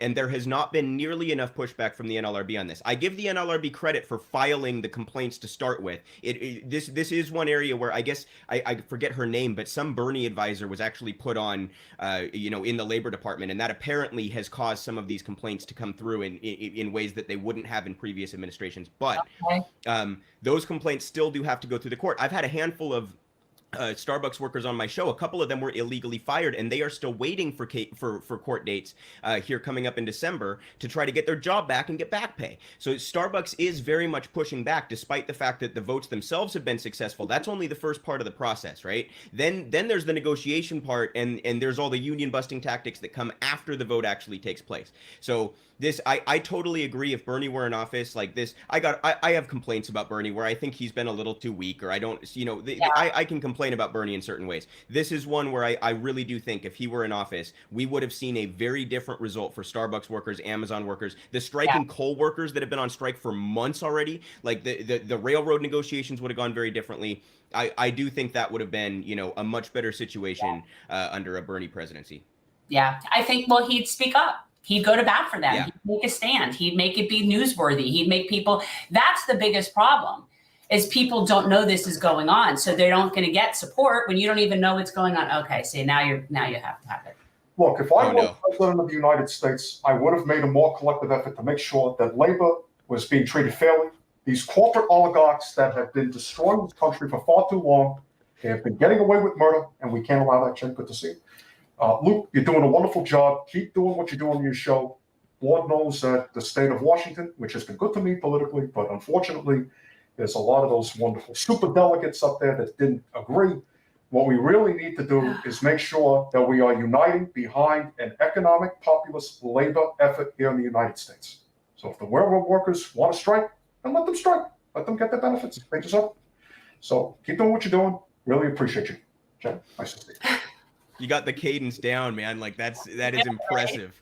Well, I was born in Brooklyn and raised in New Jersey, so he's not that far off. I know how to. Those are his people. Yeah. Bernie, again, as Jen, as you like to say, he brought us to this point. Yes. But now it's on us to take the reins. But I can't stand when people pick on Bernie, because it's like, what have you done lately? It's like he is the reason we're talking about single payer healthcare. He's the reason that we are where we are in any capacity as even having a left. And that's a huge deal. So to blame him because he didn't go far enough, it's so ungrateful. I find it very ungrateful. Now, we could criticize him as a legislator because he is a representative in that capacity. And maybe you agree with this or don't agree with that. But this sort of like thing from the left, like somehow he didn't do enough for you. I find that very entitled. Well, I think that applies more than just to Bernie. I see this on the left a lot where people do this, like, I'm going to put person in good camp or bad camp, and then I'm going to judge them going forward based upon that. I just don't think that's like a sensible or realistic way to judge people in general, let alone legislators, you know, it's, you kind of have to go on a case-by-case basis. No one is ever going to live up to every little thing that you want to do. If Bernie were president, there'd be a lot of leftists that were grossly disappointed with him. That he has to operate within a system, right? Yeah. So I'm all for. I will criticize Bernie on my show when I don't think he makes the right call or when I think he votes incorrectly. But to like demonize the guy or to throw him into bad silo, I just think it's kind of petulant, and you know, I don't think it's helpful. I don't think it furthers our movement.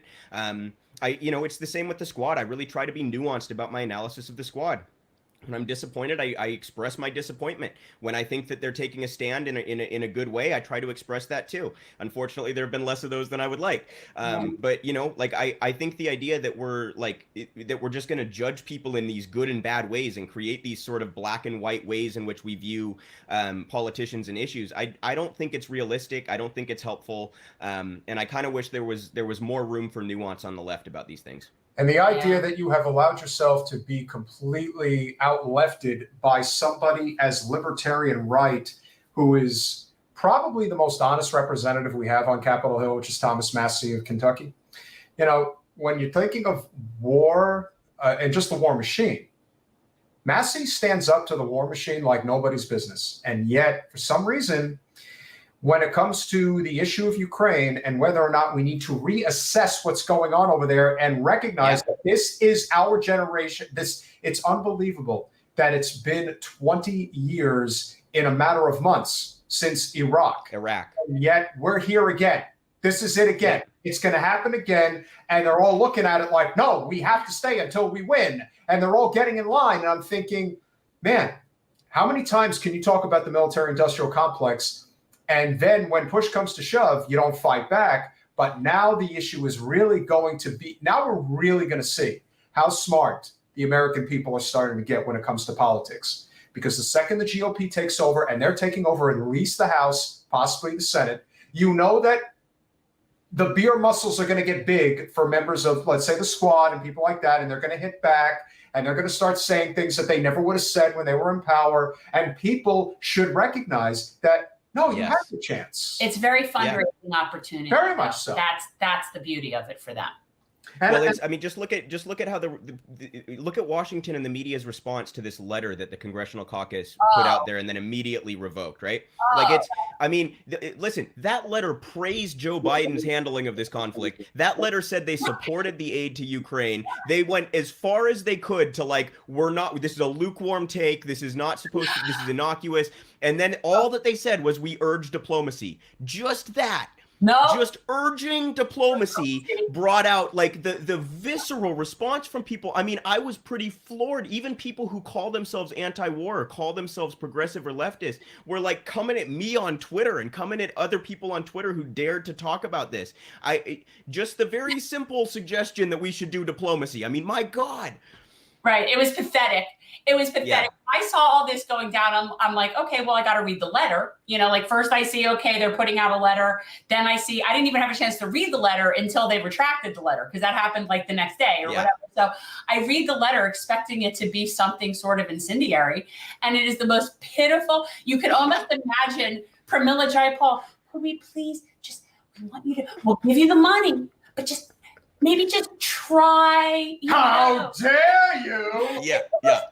Thing ever. And they caved on it like immediately. And even worse, they blamed staff. I mean, it was like the most, it was so terrible. And by the way, shame on Pramila Jayapal for that. Throwing on Pramila. I do want to give credit to Ro Khanna, who came out and opposed that messaging and said, no, this was the caucus. This was not. Okay, but like, for them to try to throw their staff under the bus for such a, like, if you can't stand up for that message, you have no right to call yourself the progressive caucus. I'm sorry. Deal with Pramila Jayapal a year ago saying that Joe Biden has an A plus as, Oh God. as president. And if she is she your congresswoman? Does she cover? No, that she is Seattle. So I unfortunately have Rick Larson, who's one of the most conservative right-wing Democrats. Yeah. And Jason Call. I have Jason's wonderful. He's been on the show a couple of times. Yeah, I very much wish I had Jason as my representative instead of Rick Larson. But yeah, Pramilla's Seattle. But you know what? Does it matter? Because if you're going to retract a letter like that, seriously, what's the point? Like, Yeah. As far as I'm concerned, if you're the Progressive Caucus, the stand you needed to be taking was on the money and actually was on the ridiculous military budget in the first place. But they never said anything about that. And you get people like Alex voting present on the Israel Dome issue. It's like they're not taking a stand for anything anti-war. You're not a progressive. You're not a progressive. I agree. If Mike Lee and Rand Paul are to your left, if Tulsi freaking Gabbard is to your left, you got a problem. You got a problem. And when people say, listen, I am not the biggest fan in any way, shape, or form of Brianna Joy Gray. But I will say this. See, I love Bree. I'll sit here and defend Bree, but make your point. She let Joe Castroni have it the other day. Oh, she did. It was wonderful. And this is a guy who apparently was an advisor to Bernie. And coming on her show and trying to say, how dare you call the Democratic Party the party of warmongers? And what are we count the ways. What are we looking at here? Even Bree was like stunned by that. She's like, wait, that's not even like up for debate. Like, what are you talking about? I could show you that our congresswoman gets a lot of money from Raytheon and Northrop Grumman and a bunch of places. So I would say that, although we're still going with the theory that just because you take their money doesn't mean you do what they say. We've had some. Right. The Hillary Clinton, well, they offered it to me, so. And what's really interesting is we've got a very unique mix of people who will follow our show. The almost 8,000 subscribers, it really is a sort of mix. It's because I've been on everything from Tim Pool to Vosh. Yeah. I see. Okay.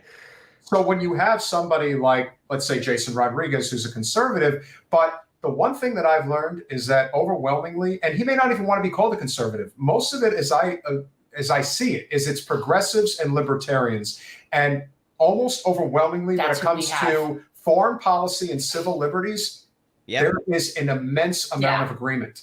And that, to me, is the danger of the establishment more than anything else, because they know that the average person knows that all wars are BS and that the money that is spent is meant to perpetuate an industry, not a cause. It never has been and it never will be. There's too much money to be had. That's the whole thing. That's why hoodwinking people into thinking they know anything about what's going on in Ukraine, even though, as I've tried to point out since the very beginning of this back in the spring, when you have trillions and trillions of dollars in resources in Western Ukraine, someone's getting their hands on it one way or the other. Whether it is lithium, whether it is iron, who the hell knows? But someone's getting it. And here's the thing. I don't care whether the oligarchs speak Russian or English. That's the thing. It doesn't really make a difference to me. And this was, listen, I don't profess myself to be some sort of foreign policy expert, right? but like my understanding is that a lot of this goes back to Ukraine in 2014 deciding they would take a loan from Russia instead of from the IMF. And that was a threat to the West. So a lot of this stems back to the economic dominance that the West has, the hegemony of the West over the world's economic systems. And the fact that that part is like entirely left out of the discussion, and we're just supposed to be like, well, Putin bad. Okay, is that really the extent of your analysis? It just really bothers me. And it actually reminds me, I know that the situation is very different, but you guys remember during the Iraq War, if you dared to say, I oppose the invasion or I think we should get out of Iraq, there would be these robots that would just say, oh, so you're pro-Saddam. And it's like, no, you know what I mean? Thinking we shouldn't be the world police does not mean I am pro any given world leader. Newsflash, most world leaders suck.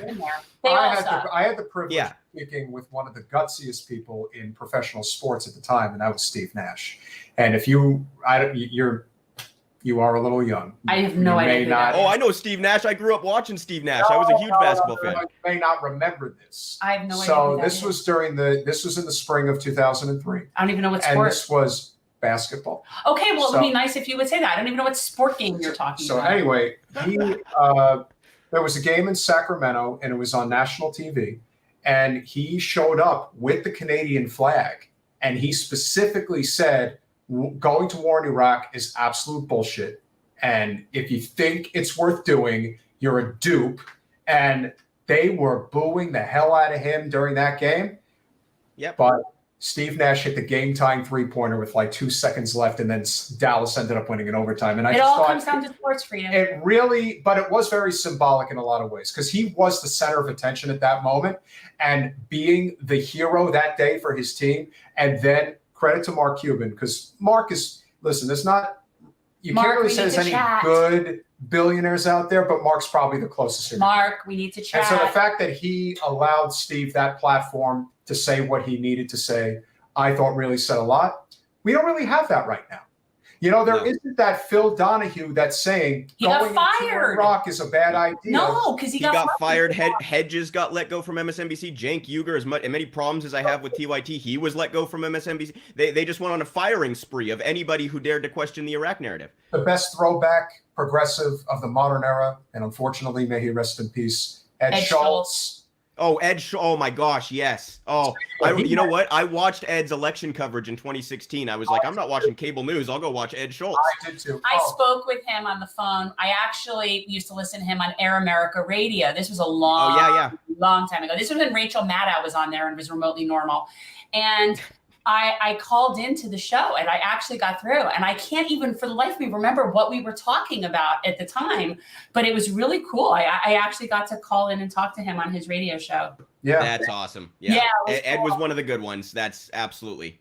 And his story, you know, talking about, I forget the president of MSNBC at the time, but said, you're not covering the announcement of Bernie Sanders running for president.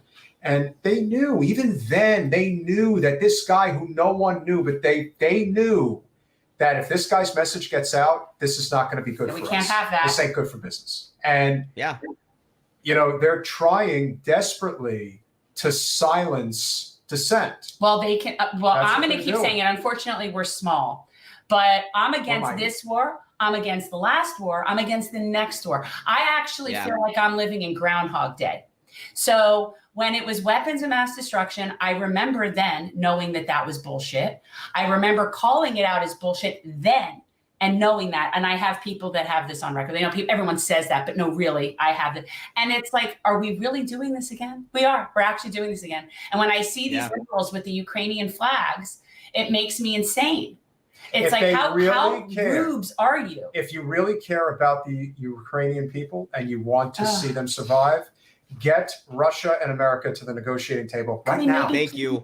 And by the way, if you keep escalating towards nuclear conflict, potential nuclear conflict, who do you think is going to be the first to suffer that? So if you really care about the Ukrainian people, you really should care more than anybody about putting an end to this. And I don't care what you think of Putin, what you think of the U.S., what you think of Zelensky. If you're analyzing foreign policy based on what you think of any given actor, you're doing it wrong. That's not sensible. It's not realistic. Most world actors are horrible. So if we're going to have a realistic, serious discussion about foreign policy, you have to just take that part off the table and say, how do we get to the best possible conclusion that harms as few people as possible? That is diplomacy. And let's be honest. Could we maybe this is Hillary Clinton and her never being able to accept that she lost and blaming Putin and the saber rattling that has been going on for the past 6 years definitely plays a role in the psyche of that comfortable suburban liberal who lives and dies with the Hillary Clintons and the Kamala Harrises and the Amy Klobuchars of the world. Yeah. Where they see the world from a privileged lens that they are in complete denial that they are living the world through. The McCarthyism's insane. You guys keep saying I'm young, but I am old enough to remember Barack Obama on the debate stage telling Mitt Romney to take the 80s foreign policy back when he started fear-mongering about Russia. So in a matter of how many years? 4? The Democrats went from, you're talking about Russia way too much, you crazy Republicans, to, oh my God, Russia cost us the election. There is no doubt that brought back the McCarthyism. Yeah. Well, we have to have an enemy. We have to have an enemy. And I don't know if it's because I feel like as a mother, I think like this, but to me, when I think of all this, all I'm thinking about are like Ukrainian mothers just trying to get their kids to and from school in one piece, right? Like this idea of and so if you want to help them, we could probably be sending them a lot of aid and resources and stuff that could help the actual people in Ukraine. And I might even be somewhat supportive of that idea, but everything else, it's not about them. Like nobody cares about the Ukrainian people. And this is, this is where the interview between Brianna and Joe went off the rails, because Brianna basically said, can you provide a compelling argument that this is about anything other than geopolitics? Because why aren't we helping Haiti? Why aren't we helping, anywhere that's a victim of the catastrophic climate change stuff? Why aren't we helping the people in Yemen, or the people in Palestine, or the people in Somalia, or the people in Iraq or Syria, or, we can just keep on going. Yeah. Why aren't we helping those people? And the answer is because it's not actually about humanitarian aid. We are not suddenly this altruistic, compassionate country. We are a country that has committed as many war crimes or more than any other in the last half century. Like the idea that we're doing this about anything other than geopolitical expediency is, to me, completely laughable. And that is a relevant point, whether you think it's the right or the wrong thing to do. Yeah. No, absolutely. Well, look, wars for profit. We know this. I don't even call it, we don't have it shouldn't even be the Department of Defense. It's the Department of Offense. We haven't needed to have that since we were attacked at Pearl Harbor. I think was the last time that we had any sort. I mean, I know they'd like to claim 9/11 was that kind of thing, and they wanted to tie it into geopolitical stuff and go invade Iraq. I know that there's people who still think that, but last time I really think, wasn't it Pearl Harbor? Basically, that was the last attack other than 9/11 on U.S. soil.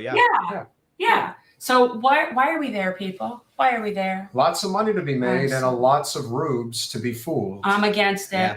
That's and that will be, and I think we can conclude on this point, because this is going to be, I don't know if it's going to be a bloodbath election, but it ain't going to be pretty.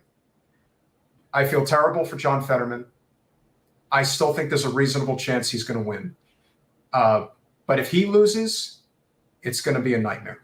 And that's the only hope I have, actually, is that race. Yeah. I think he's going to lose. I'm sorry to be Mr. Bearer of bad news. I think he's going to lose.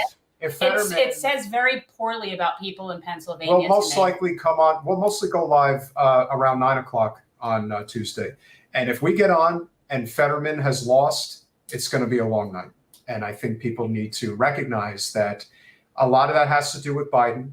It just does. And then the Wizard of Oz is going to freaking that idiot. He's so and then you also he's so have cringy. But what won't be talked about enough, even though inflation, the economy, crime, there are these hot button issues. And one last point I do want to make. One of the biggest reasons that no one talks about the migrant crisis that we have, and we do have one. The reason it's happening is because labor is waking up in this country and they don't want to take slave wage anymore. So what does the Biden administration do? Instead of doing what is in the interest of labor, we're not going to pay you nothing. We're going to just open up the floodgates at the southern border and bring in people who will work for slave wage. We will replace you. It's no different than scabs during union fights. We will replace you. That is exactly what's happening. And because this union busting is so rampant, and corporate media will not talk about it because they have to protect their golden goose in Joe Biden, this is the failure of his administration and of his presidency. It is always economics, and I will always continue to speak the truth about this particular issue because it is the issue that makes the world go round. If we don't have a middle class, we don't have a democracy, and it's basically dead. And at some point, people are going to have to wake up to that reality. But I do think that there is also a portion of the electorate that is going to vote for the GOP because of how the Democrats have handled Ukraine. I do think that there is that vote that's there that's going to make them pay for that. And the You think stunt, it's that alone? no, I think that that's one element of it. But I think that the stunt that they just pulled with the letter and then retract it, and then they make the statements that they made, including Bernie saying, well, Putin's a terrible guy. It's like, no, this has got to stop. There's an old saying in politics, it's better to be wrong than weak. Look how the progressives look right now. Weak and wrong. Yeah. They're both. Exactly. It's a double whammy. Yeah. Very- No, I totally agree. And just on your economic point, a quick shameless plug here, realprogressives.org to anyone who wants to learn more about MMT. This is why MMT is so important, because all of these policy discussions surround economics to some degree or another. Anytime you hear someone ask, how are you going to pay for it? That's a question that MMT can help you understand and break down. So realprogressives.org, if you want to learn more about that, follow us at Real Progress US and at RP_in_action for more from Real Progressives about the economic side of things. Real Progressives US? Yeah, at Real Progress US. And Real Progress. Yeah, and guys, also, we do have several MMT shows in our library as well that we've done where we've had either Steve on or Fadul. Like, we've had people on that have come on and chatted and explained it, because I can't explain it.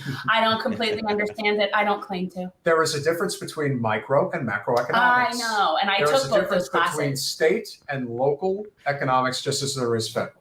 And so learning and understanding that significant difference is a big problem. I cannot dedicate brain cells to understanding it any better than I already do. According to my father, we have 30 trillion in debt. So there's that.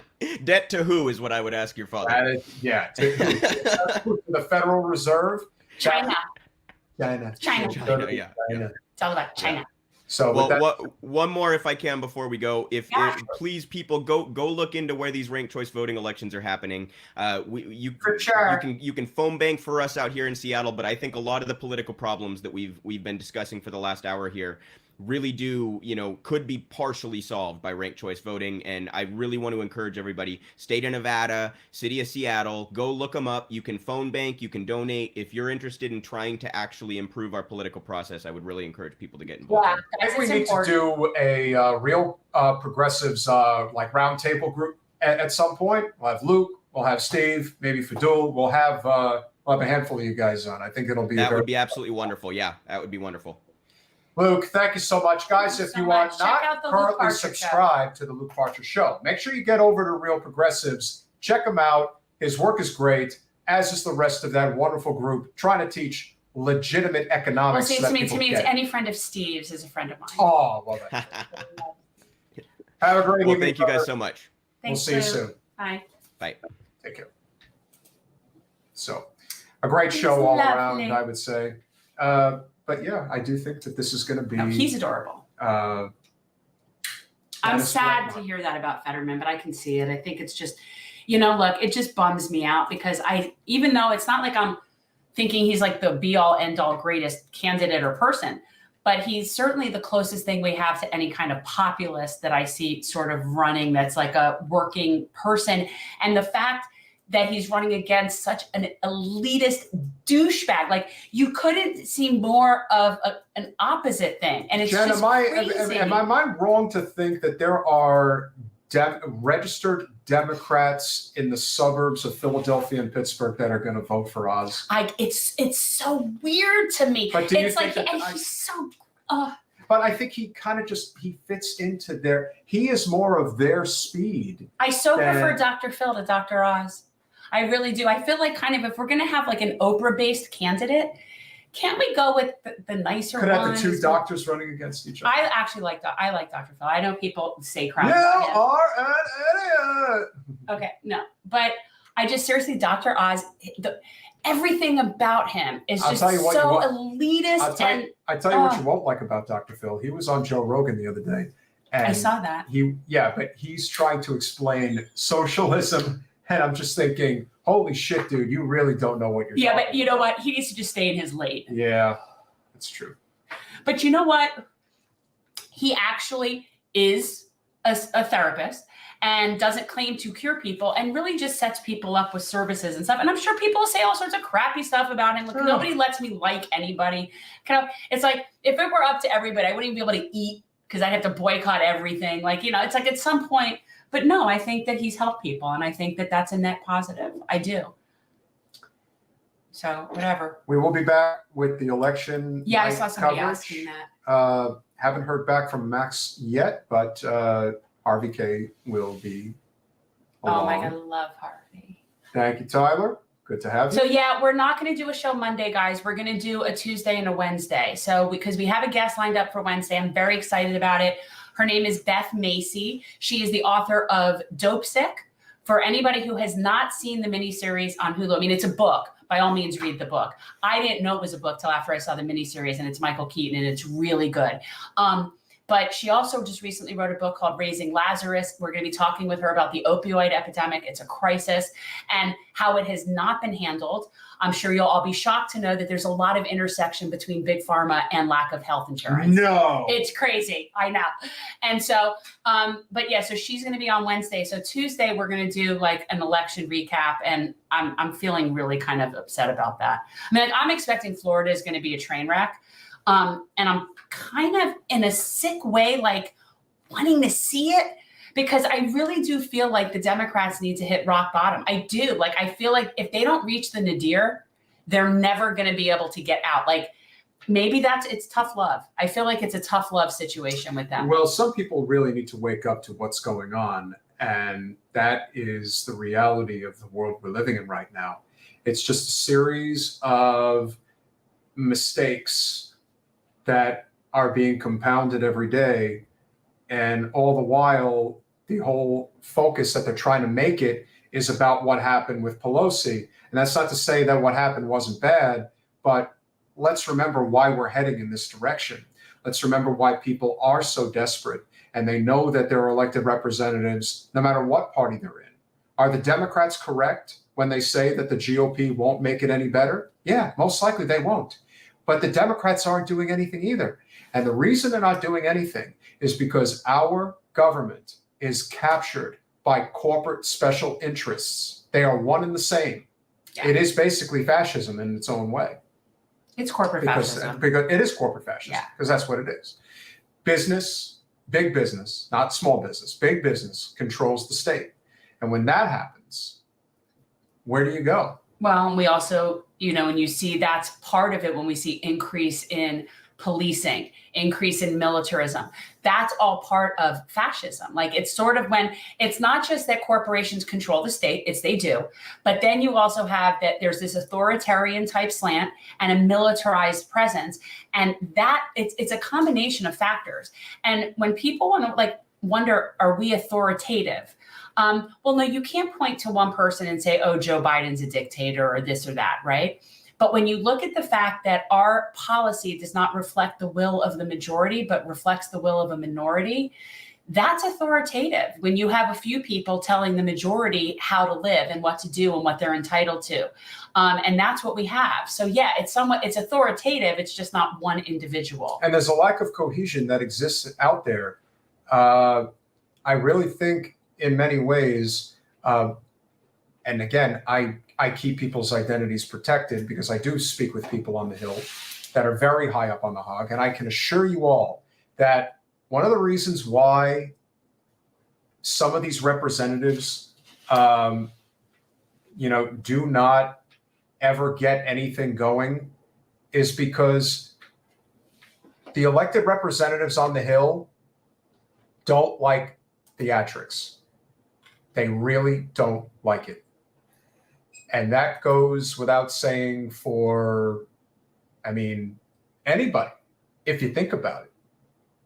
Whether it's Pelosi doing her little dance, whether it's McConnell doing hers, whether it's the squad, particularly AOC, whether it's Ted Cruz, whether it's Lindsey Graham.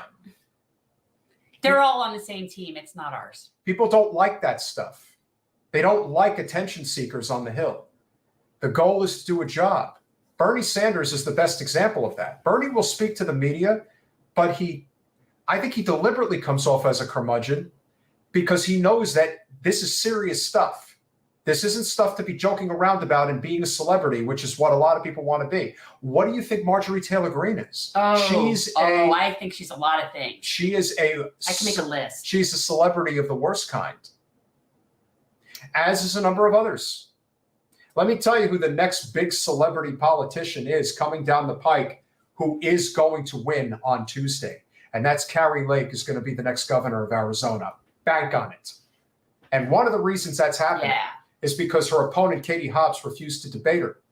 See, it's not a good look. And she's behind. And if that's not enough, because Katie Hobbs has fumbled it so badly against Kari Lake, it's likely going to cost Mark Kelly his Senate seat. So that's already one off the board for the Democrats. It's not good. It's a trickle down. It's trickle down. That's how it happens. That's how it happens. In Georgia, the only reason why Warnock and Walker are in a close race is because Kemp is going to beat Stacey Abrams, probably handedly. And when that happens, it has a ripple effect. And I think Raphael Warnock's a good senator. We don't have a lot of them. He's Herschel Walker is. And Herschel Walker will be a disaster of proportions you can't even begin to understand. No. We're beginning to understand. He is.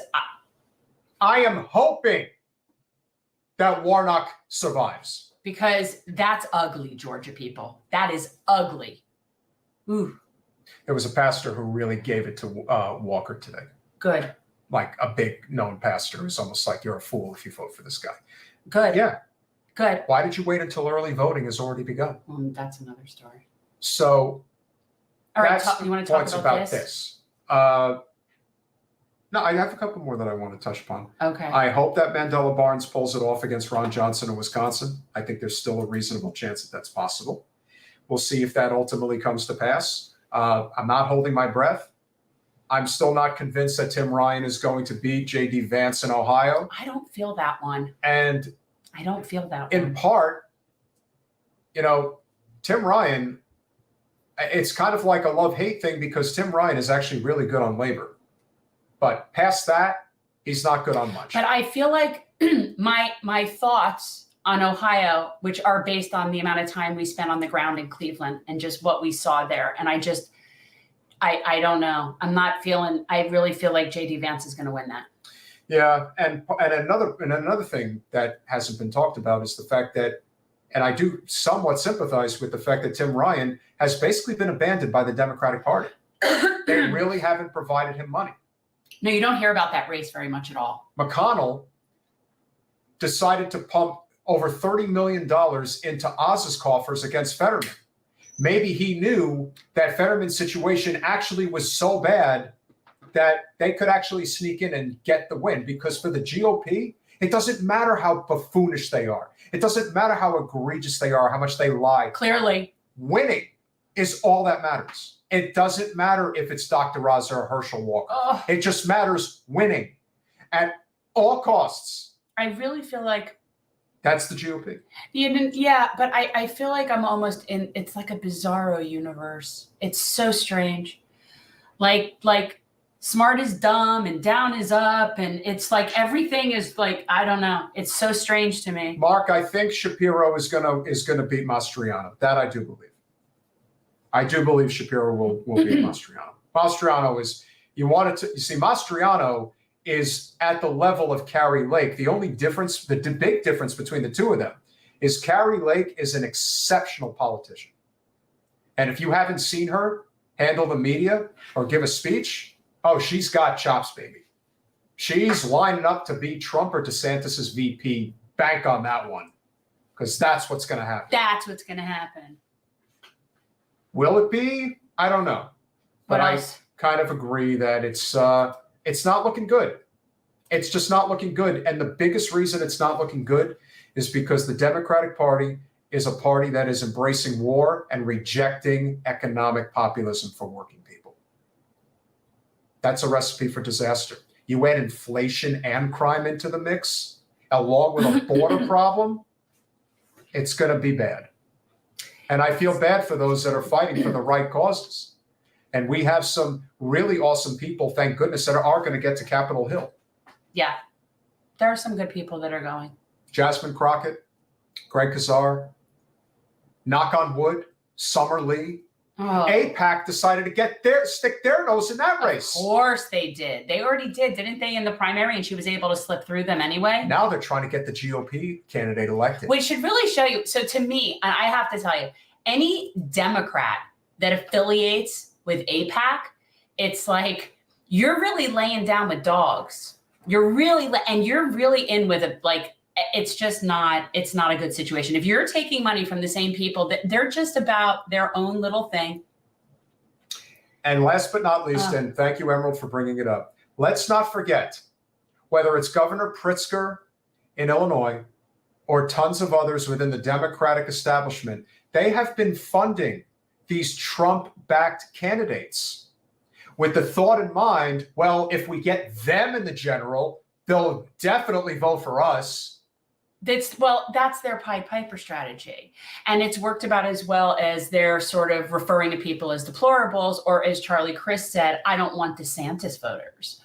They don't learn, or they perfectly learn, and this is exactly what they intend to do, which is what I think. And I just feel bad for all the people at the grassroots level for them that are doing phone banking and canvassing and working for them, because they think that this is like a real party to be fighting for, because they're so scared of the Republicans. And finally, and last but not least, I have paid very close attention to the mailers that have been sent out, the advertisements for all candidates in the area. And until today, I never saw a disgusting smear like the one that I saw for Ruth Carter Lynch.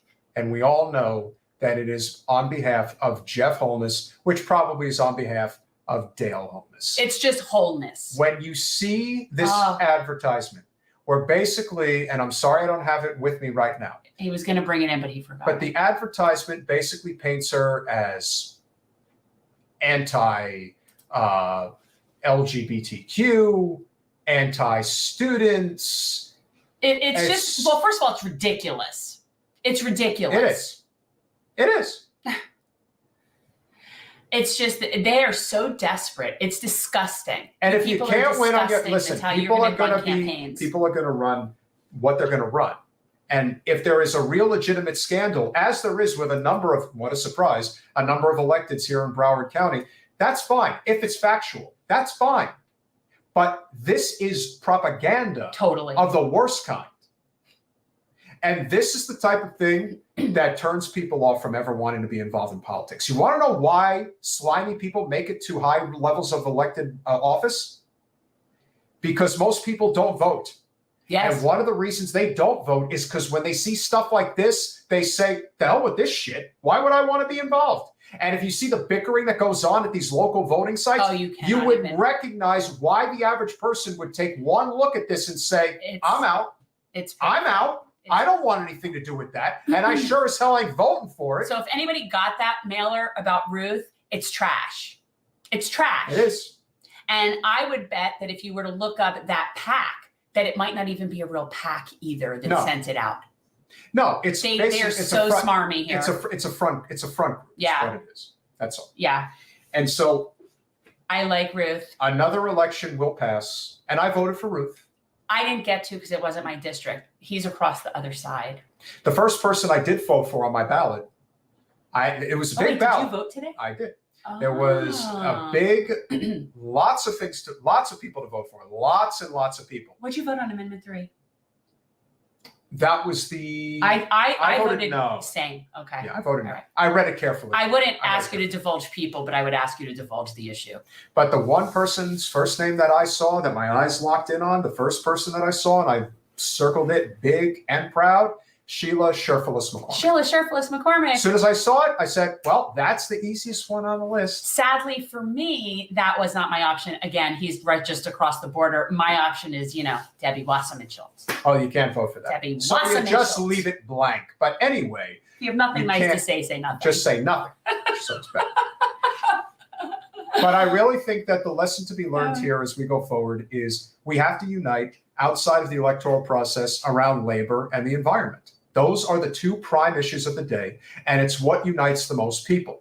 People want clean drinking water, and they sure as hell want to have a living wage and universal health care. Can I say that I voted for Robert Milwee in the primary? Yes, of course. I would have voted for him too if I had the chance. I voted for Robert Milwee in the primary. But We appreciate you guys. We hope you enjoyed. We noticed that there has been a more consistent uptick with people coming to watch us after 9 o'clock instead of 8 o'clock. Killing me, people. So we're thinking about proceeding. We are generally not going to stay until 11 o'clock, but the conversation with Luke just flowed too easily. So he's so cute. He's such a cute boy. he's a good guy. Yes. So we have, we're small but mighty, but We're small but mighty. we're going to continue to bring in more subscribers, more viewers. Hope you guys will do as we always ask. Go to patreon.com/generational change. For as little as $5 a month, you can become a supporter of our channel financially, which is a big deal. So that's how we can contribute to candidates like Anthony Nieves, who is a completely non-corporate candidate, running to represent people the right way in Tallahassee. Lord knows we can use more of that.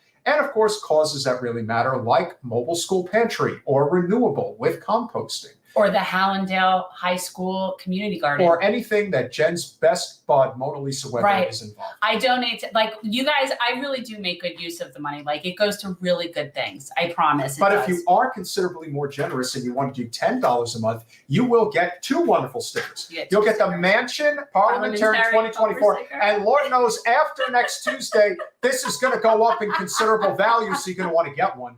And then, of course, you've got the Lulu sticker. And who wouldn't want this cute little munchkin? She hasn't been on. Lulu hasn't been, like, in her best way lately. She's having some health issues. So if you contribute, you'll get one, and that'll make you feel that much better about supporting our wonderful channel. But if you are really feeling generous and really want to help, $25 a month will get you the Generational Change baseball silky smooth jersey. It's the tri-blend. It's really nice. It really works. Tri-blend is the best. But both our shirts are that.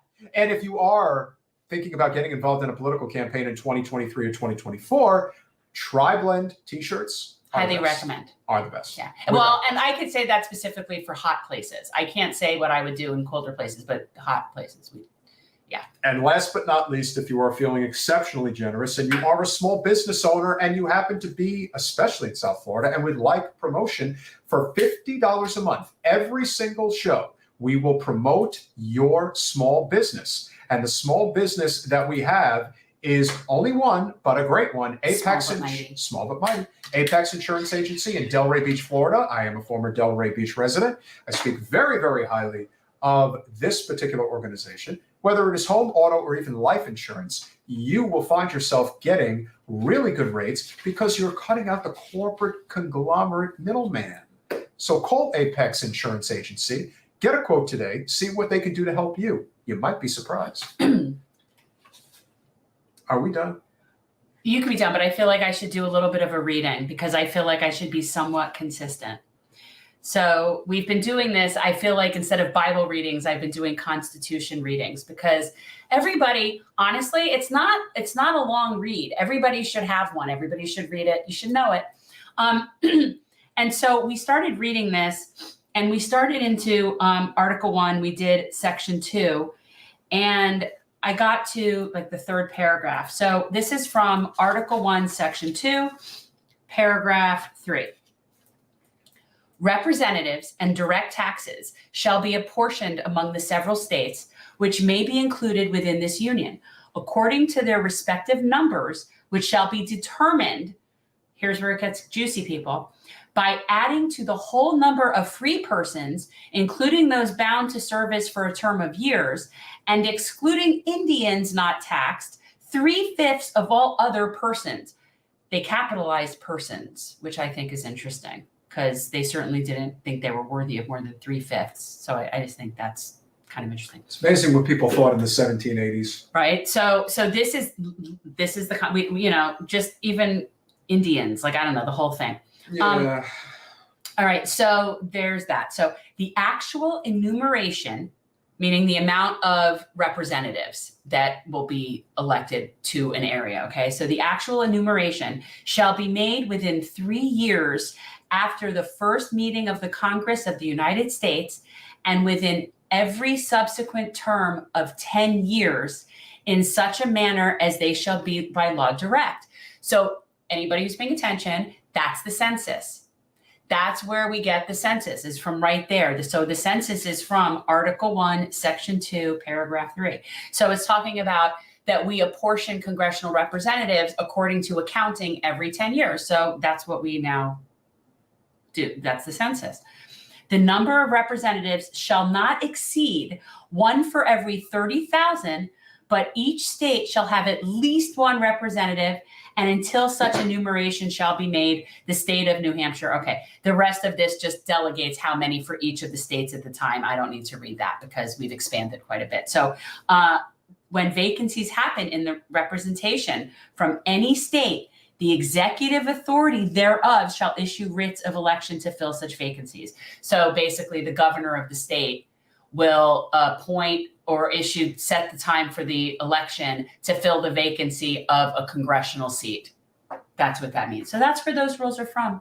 And then finally, the House of Representatives shall choose their speaker and other officers and shall have the sole power of impeachment. So that's where you get the power of impeachment in the House. And that concludes Article 1, Section 2. We will pick up with Article 1, Section 3 next time. We'll see you on election night.